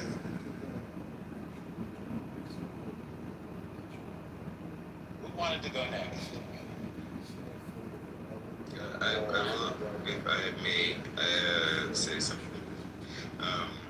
You know, politics are very complicated, right? And I think I think that this election cycle should show all Americans that we should be engaged in the character of the candidate that's running for president, right? We should look at his character, what they say, if they stand by their word, if they have a particular sense of morality that is aligned with the values and the ideals and ideas of America, they stand, by their values and character. Two, dealing with internal politics, American politics, and the politics between the United States and other nations are just two different things, right? It's two different realities and two different skill sets. And sometimes they intersect, and sometimes they don't intersect. They're completely separate. But America and Americans should be interested in maintaining a good sense of order internally and externally, because that does affect the world's economy. That affects America's economy. It affects our jobs. It affects our oil. It affects how we interact with the rest of the world. And I think that whoever the next president is, those things should be taken into account by all Americans.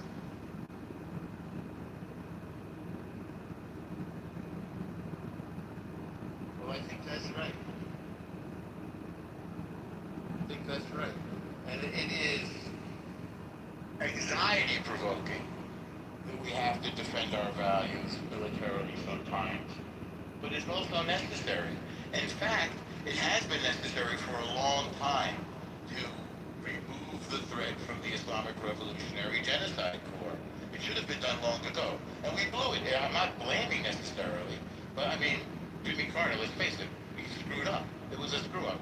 And us believing the Ayatollah Khomeini, his name should be blotted out, was a mistake on our part. I'll tell you what, I believed him in 1979 too. I was wrong.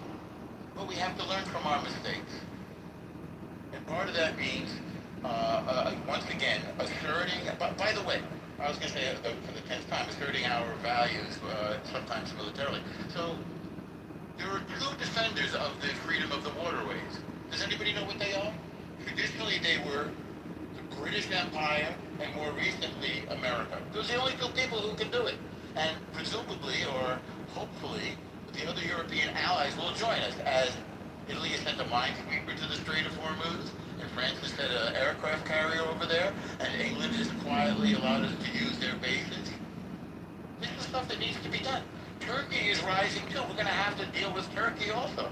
And when somebody said that the Strait of Hormuz was open before and it's closed now, well, Trump got it open diplomatically. You should give him credit for that, rather than having to put American troops on the ground. Say again? He didn't spill the milk. The IRGC spilled the milk. What's that? The IRGC spilled the milk. We didn't tell them to close the Strait of Hormuz. You attacked them. Yeah, of course we attacked them. Yeah, of course they're a horrible. What's that? Yeah, of course they closed the strait. Well, I don't know why you say of course. Because I mean, of course they're pirates. It only makes sense to do when you can't find Well, that's like saying it makes sense to go rob the store. Sure, and then when you get shot, that makes sense too. Well, no, that's not the only defense, though. Yes. They were sponsoring terror proxies this whole time. That's an offense. We attacked. They were developing nukes the whole time. That's an offense. They were developing ballistic missiles. Well, they weren't developing nukes under the JCPOA. They really started. Yeah, they were actually. They were actually. We blew it up after we. Incorrect. So we discovered that they'd been cheating the whole time in 2018.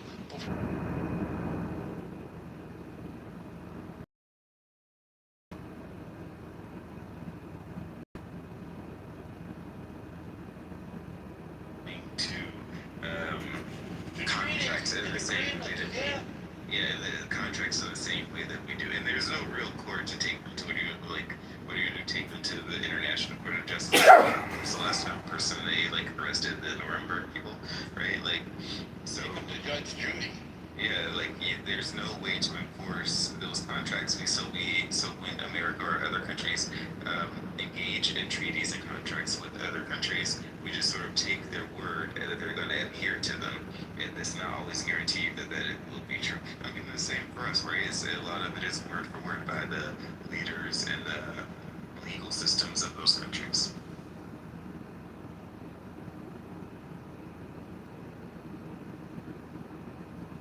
By the way, we caught them cheating. Never mind the sponsor of terror proxies and the ballistic missiles, which they were doing under the JCPOA, but we caught them cheating. And not only that, they signed nuclear non-proliferation treaties, and they broke that too. That before, during, and after the JCPOA. So it was just a bad deal.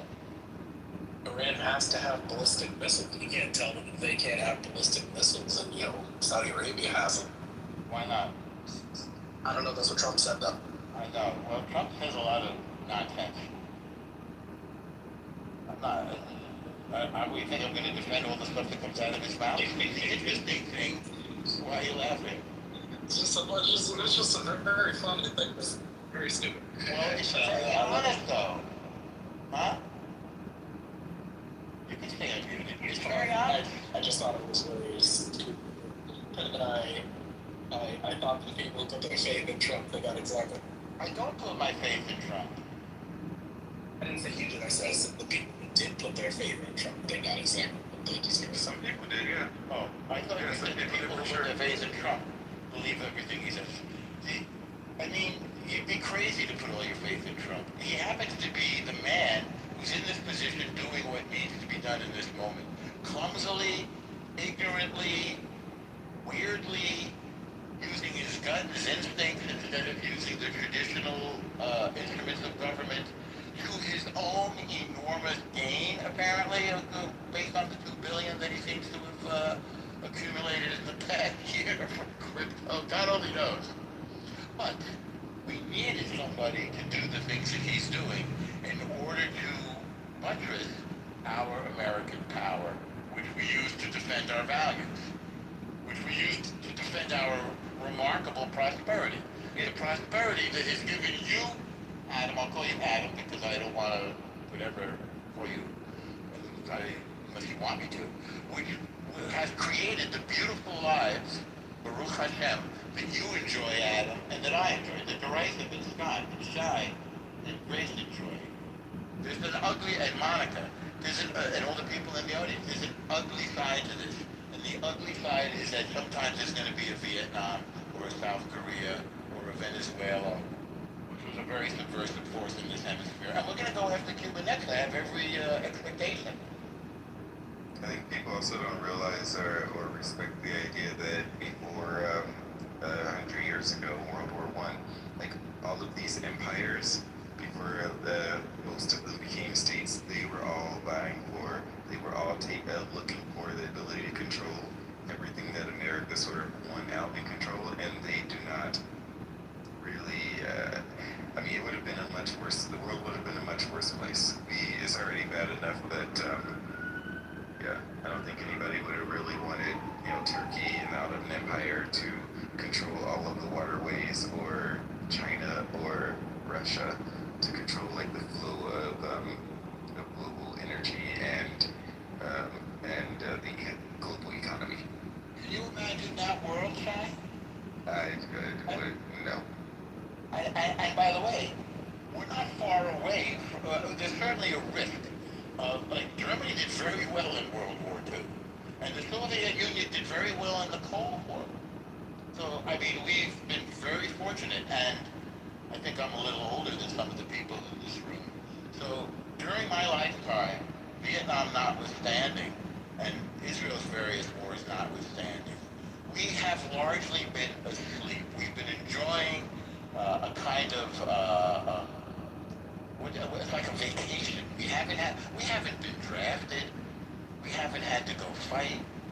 We've had prosperity. We're doing a little better than our parents, presumably, a lot better than our grandparents. We have a couple of cars. We have a couple of houses, one or maybe two.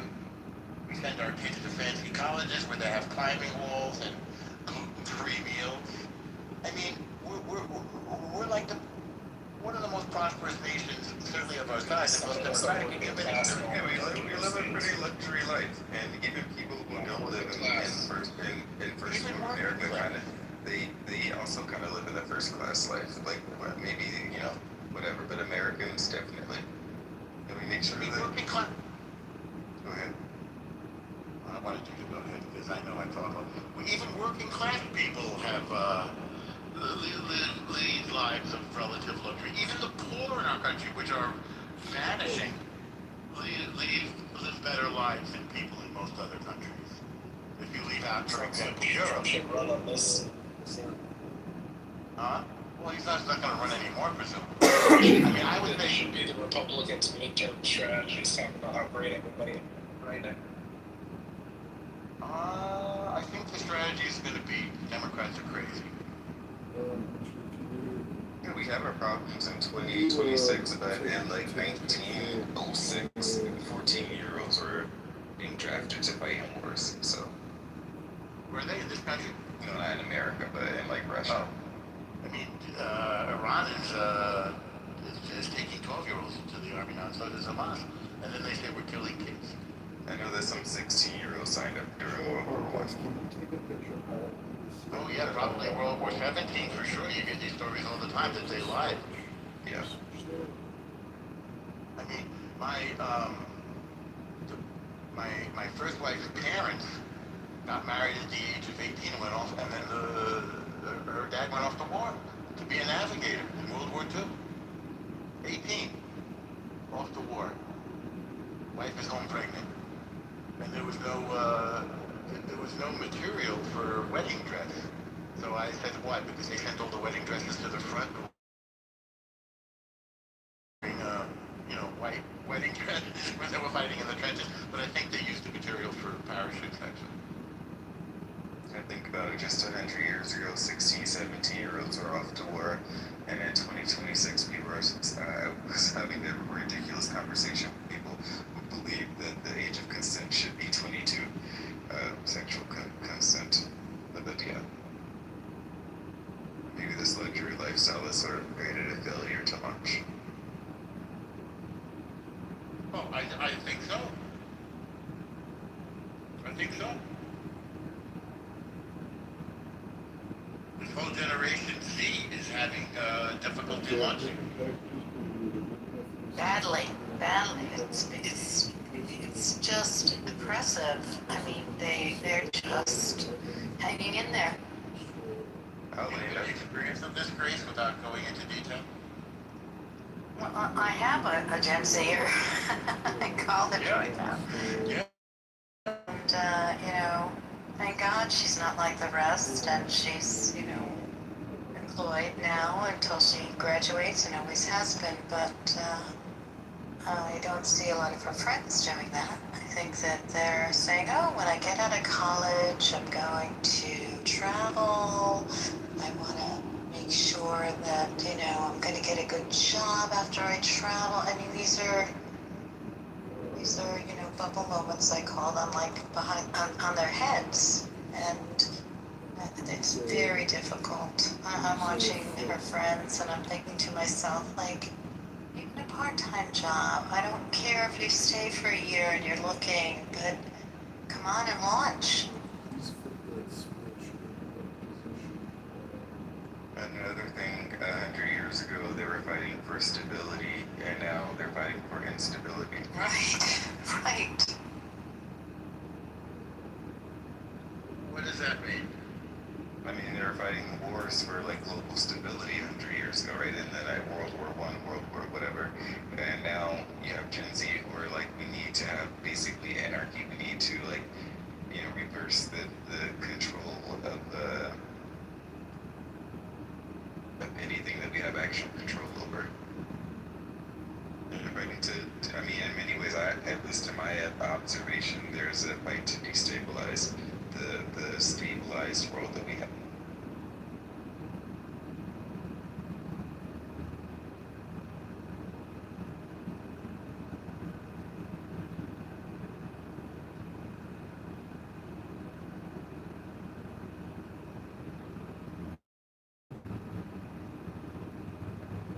So who's more anti-Semitic, the left or the right, or did we cover that more than amply?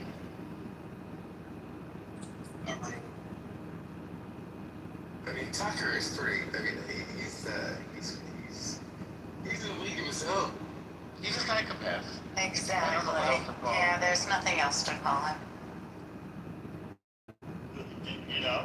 And I feel badly that I once thought that he was a decent broadcaster. I did. I don't mind admitting when I'm wrong and when I've misread something, because I want to fix that. I want to see things clearly. And I think this is one of the great superpowers of Israel, is that it doesn't lose a war and then say it won. And it doesn't make a mistake and say, well, everything is fine. And, whatever, Am Yisrael Chai. They say, in the case of, say, Gaza, they say, we had a philosophy, we had a war strategy of deterrence, and it didn't work. They were undeterred. And so now, if they make a threat, and they have the ability to carry out that threat, we're going to remove the threat. And that's what you're seeing happen. That's what other people are calling genocide, which is what it isn't, because we're doing everything we can to keep the non-combatants alive. As many non-combatants as there are, they're kind of hard to find, because the terrorists deliberately blend in with the population. So it's sure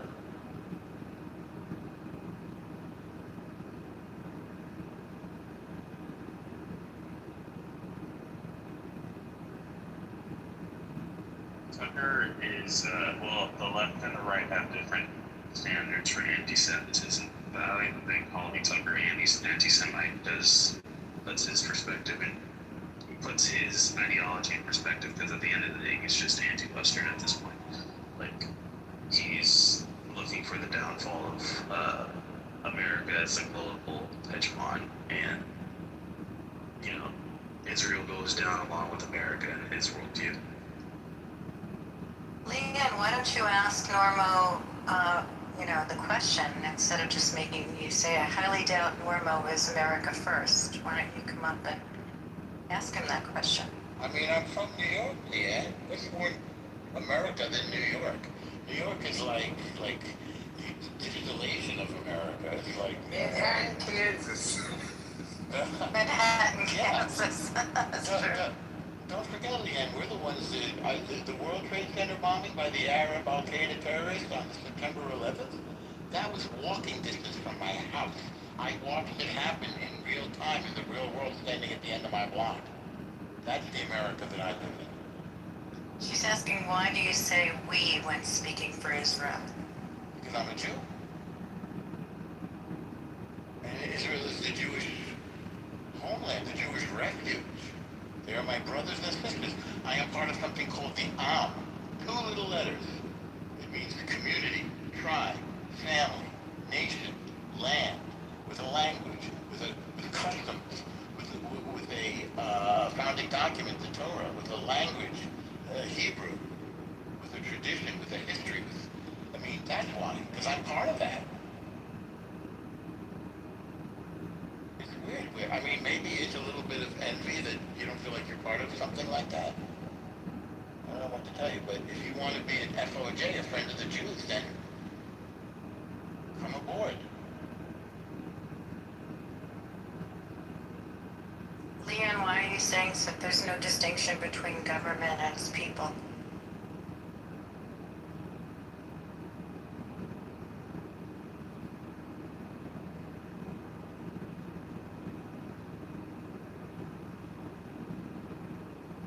Carry on, Alan. I just wanted to...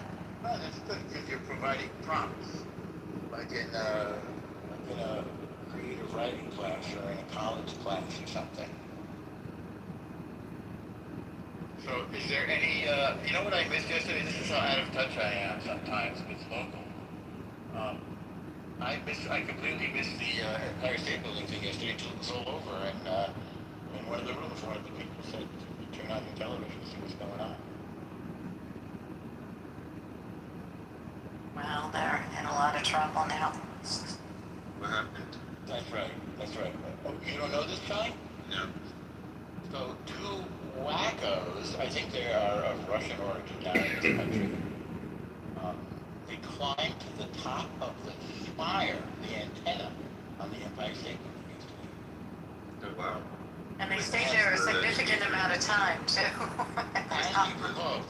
Okay, yes, okay. I saw that. I didn't know exactly what it was. I didn't actually read. I wasn't invested enough to, read it. I just... It gives me vertigo just watching the thing on television. We watched it. You watch it on TV? Yeah, I watched it on TV. It's unbelievable. And apparently they do this a lot. They climb to these really crazy, outrageous, like cranes and other buildings. I mean, how'd they get up there? And they have a Netflix series. I guess you know this. That's correct. They're like extreme climbers or something. Yeah. They're extreme in a lot of things, yes.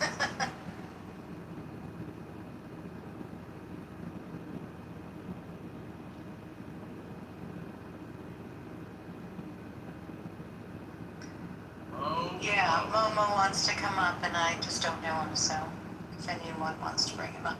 I did. Momo. Why'd you always, no, that's only what's up. I don't want to talk to you. Why'd you always... But you're here to talk to me. That's why you're here.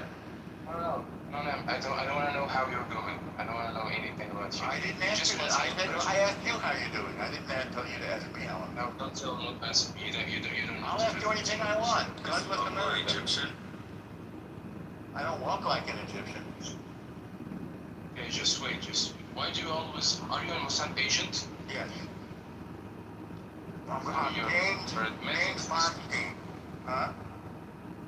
What? How much do they pay you? How much do they pay you? They pay me 4 shekels a week. So you're. I'm a poor man. I'm a poor man, exactly. I'm a broke Mossad agent. Shit. Okay, just try to discuss other things. Don't come here every day speaking about Israel, talking about I'll talk about anything I want. I'll talk about anything I want. Even with a demon like you. What's that? Speak about sports, for example, about the World Cup. I talk about China. I speak about like this, you're showing us that you're a Mossad agent because you come here every day defending the same issues. I am a Mossad agent. Okay. By the way, what's your beeper number? Okay, well, like this, everyone will be aware of you. Everyone will be aware of you, and this is going to be a disaster for you. So I'm advising. It's a disaster for me. What's your point? Do a favor. Momo, do me a favor. I know I will report your account. I will report your account. No, please don't. I will report your account. Please don't. Don't tell everybody that I'm a Mossad agent. It's a secret. You're debunking yourself. You're debunking yourself. I am? I'm debunking? Yes, every day, 24 hours a day on the application, in many rooms defending your demonic state. Yeah, but Should you defend Israel? Should you defend Egypt or Syria? Yeah, Shut brotherhood. Talking to him. Don't be rude. Don't use a vulgar potty mouth, please. No, I'm advising you to be a successful Mossad agent. I'm advising you. What should I do? What should I do? I'm advising you. Wallahi, what should I Try do? to discuss different things. Discuss different things. What would you like to talk about? Who do you like in FIFA? No, I'm not gonna talk to you about anything. Just a little advice. So you're not equal to discuss it. You don't want to do it? You're not morally equal. We're not morally equal to discuss anything. You're not like no, me. I'm morally superior to you, but I'll talk to you anyway. People like me will never talk to people like you. Just like you're talking to me now. So we will never talking to me.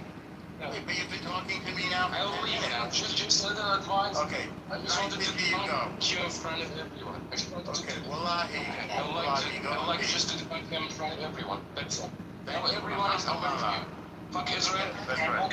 Fuck demons. Thank you for visiting. Fuck your Rabban. This is my hello. Stalking revelation. Norm, I Could you imagine if somebody like that Could you imagine if somebody like that controlled the Suez Canal or the Red Sea? Can you believe? If you're not going to tell anybody about my sidekick, right? Well, the highest order to me is the truth. Everyone knows now Norm is an intelligence asset. Oh, I thought you were going to say I'm an ass. Yes, I was concerned. I was concerned. I mean, some people may think that.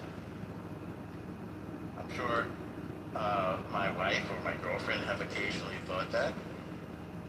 I don't know what women think of men, to tell you the truth. They get exasperating. Very easily. Now, gentlemen.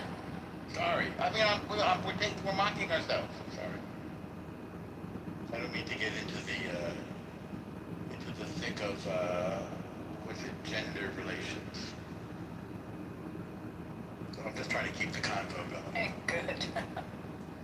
I feel like the most pure, unadulterated Jew haters on this app tend to be Egyptian. I don't know why more than any other nationality. It's because Mein Kampf is the second most popular book in Egypt.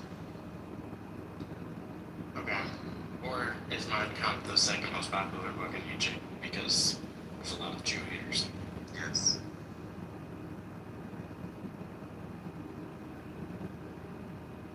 I mean, the competition is fierce for the worst Jew hater. Why is it though that the nations where the governments seem to be the most friendly among the Arab or Middle Eastern nations seem to have the most Jew-hating population, and the governments that are most hostile to Israel, their people tend to be the most Jew-neutral or positive people in the Middle East. Well, that's certainly true with, say, for example, say Saudi and Iran, Right. where yeah. But I don't know if it's a rule. That might be coincidence. I think governments will use bigotry, racism, homophobia, anti-Semitism as ways of controlling the population by triggering their passions. So I'll give you an example. Trump used immigration as maybe his prime issue for running. Now, we did have a problem with immigration, but he also used it and you guys are going to forgive me, but I'm going to trigger now, in a Hitlerian way. Fear of the outsider. Oh, the Mexicans and the Haitians, they're eating your dogs and your cats and they're coming to your schools and all this kind of stuff. He did that. That's it. And now he's going to use, I promise you there'll be trans on the campaign trail coming up for the next election. So they're using homophobia and xenophobia as methods of controlling the population.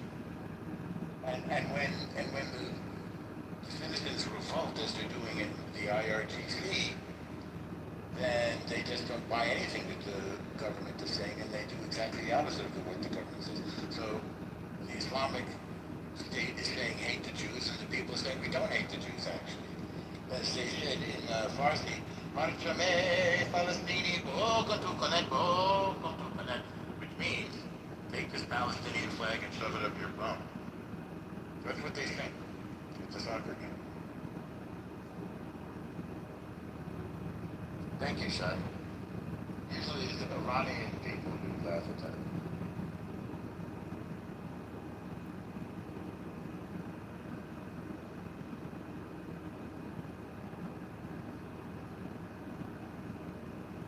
I don't want to be the only one running the room. Does anybody want to take it, want to bring up something, or take it in a different direction?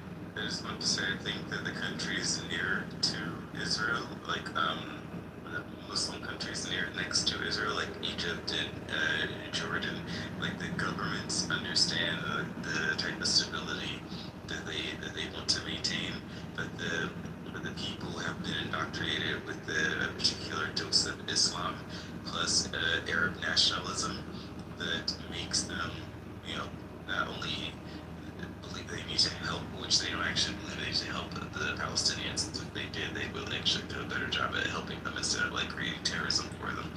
But they believe that all Islamic land is theirs, like in the area, and that Israel was the Jews have stolen Islamic land. So it's part of their ideology, and they want to build their utopian monolithic society. And so, wait, what's that word there? You slipped that in. That's a fancy word. Maiatic? Maiatic. Oh my, yes, the yeah.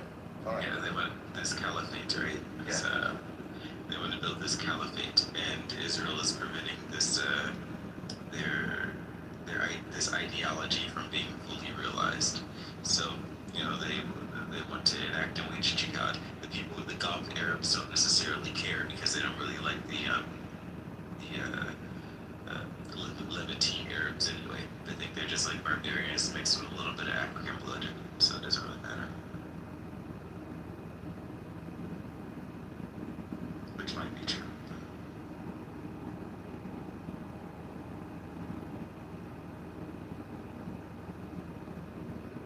Pepe, what controversy do you want to start? Well, I'll just be upfront with it. Do you guys have any?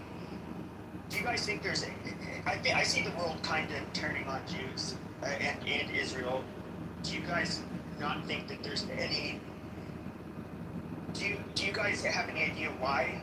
Or do you just blame it all on everybody else? So I think that you guys, I think Jews and Israel are, they don't really see how others see them. And I think it's a huge blind spot. I honestly think they just have the worst optics ever. And why are people racist, Pepe? Why were people anti-Asian during, when Japan was fighting against us, which Israel is not right now, or when we had COVID? People are hateful and irrational, and they often default to racism.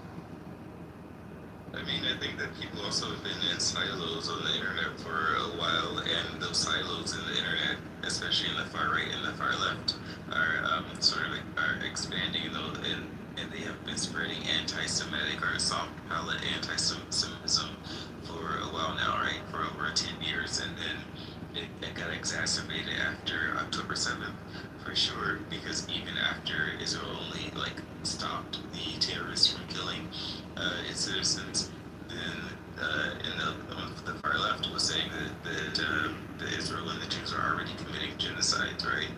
So just within less than 24 hours of stopping an attempted genocide, where the Jews and Israel accused of committing that heinous act. And it kind of spread from there, but now those silos are collapsing, but opening into the greater Republican and Democratic wings. I think that American politics have been captured by these extremes. We can't gloss over what Pepe said, though. There's been a sharp hockey stick upward of Jew hate in the last 5 years in a way that is so severe and so acute, a way that I never thought I would see it in my lifetime. And, so much so that, just general, pure, bigoted hate in the heart, Jew hate, is within the Overton window. Yeah, it's becoming mainstream. It's not just the appearance of it, it's the mainstreaming of it, right? It's not viewed as aberrant as it yeah. As a pastor, may I call you a pastor? Is that the correct term? Yes, sir. As a pastor, I don't know what else to call you. How do you respond to that? I think it's sin. I think it's sinful. I think it's terrible. There's a great quote by Karl Barth, one of my favorite theologians. It said, anti-Semitism, in all its forms, is repudiation of the grace of God. I'll say this. It's very powerful. No, it's very powerful. Yeah, it's on my Facebook page. Well, I have it written down. Yep. It's all Marshall. Go ahead, you can see it. Detective, I've been calling you for 2 days. Your client has disappeared. Yeah, but no, it's very interesting. Tucker today, I said actually, it's Caleb. Tucker and the minister were just really advocating for religious theology, right? It was not subtle. Yeah, it was not subtle. It was wild. It's Oreo. It's Oreo. Of course, anti-Semitism is wrong because it's wrong to hate anybody because of their blood right here. And then they'll go on to do all these sort of anti-Semitic tropes, but then he'll qualify it with, well, but I'm not an anti-Semite, it's just very, and of course, Fuentes, and then he gets on, he had this pastor, Doug Wilson, who's kind of a nut job, a Christian nationalist, a smart guy, but a nut job. And Wilson was like, well, Fuentes is kind of like the guy with one clean shoe. He does get it right about the systemic discrimination against white people, but then on the other shoe, he's got dog dirt, he's got dog poop, and some of the misogyny and other explicit racism. But it's just interesting, the stuff that's getting mainstreamed, right? The stuff that's subtly becoming, and I do think this is one of the worst effects of Trumpism, right? It's not so much the policy stuff that's the worst. It's the normalizing stuff, right? It's the having Nick Fuentes at Mar-a-Lago and stuff like that. It's stuff that's let out of the closet a little bit, right? I mean, that I think is the stuff where it's tough to get stuff back into the toothpaste back in the tube. So did you? I mean, I listened to parts of that. Where he was in, I don't even know what the fuck the guy was. I feel like he's just a writer.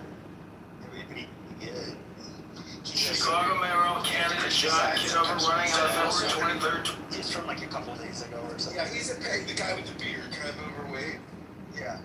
Yeah, he's a pastor, a very smart guy. He started a church in Moscow. I know people from that church.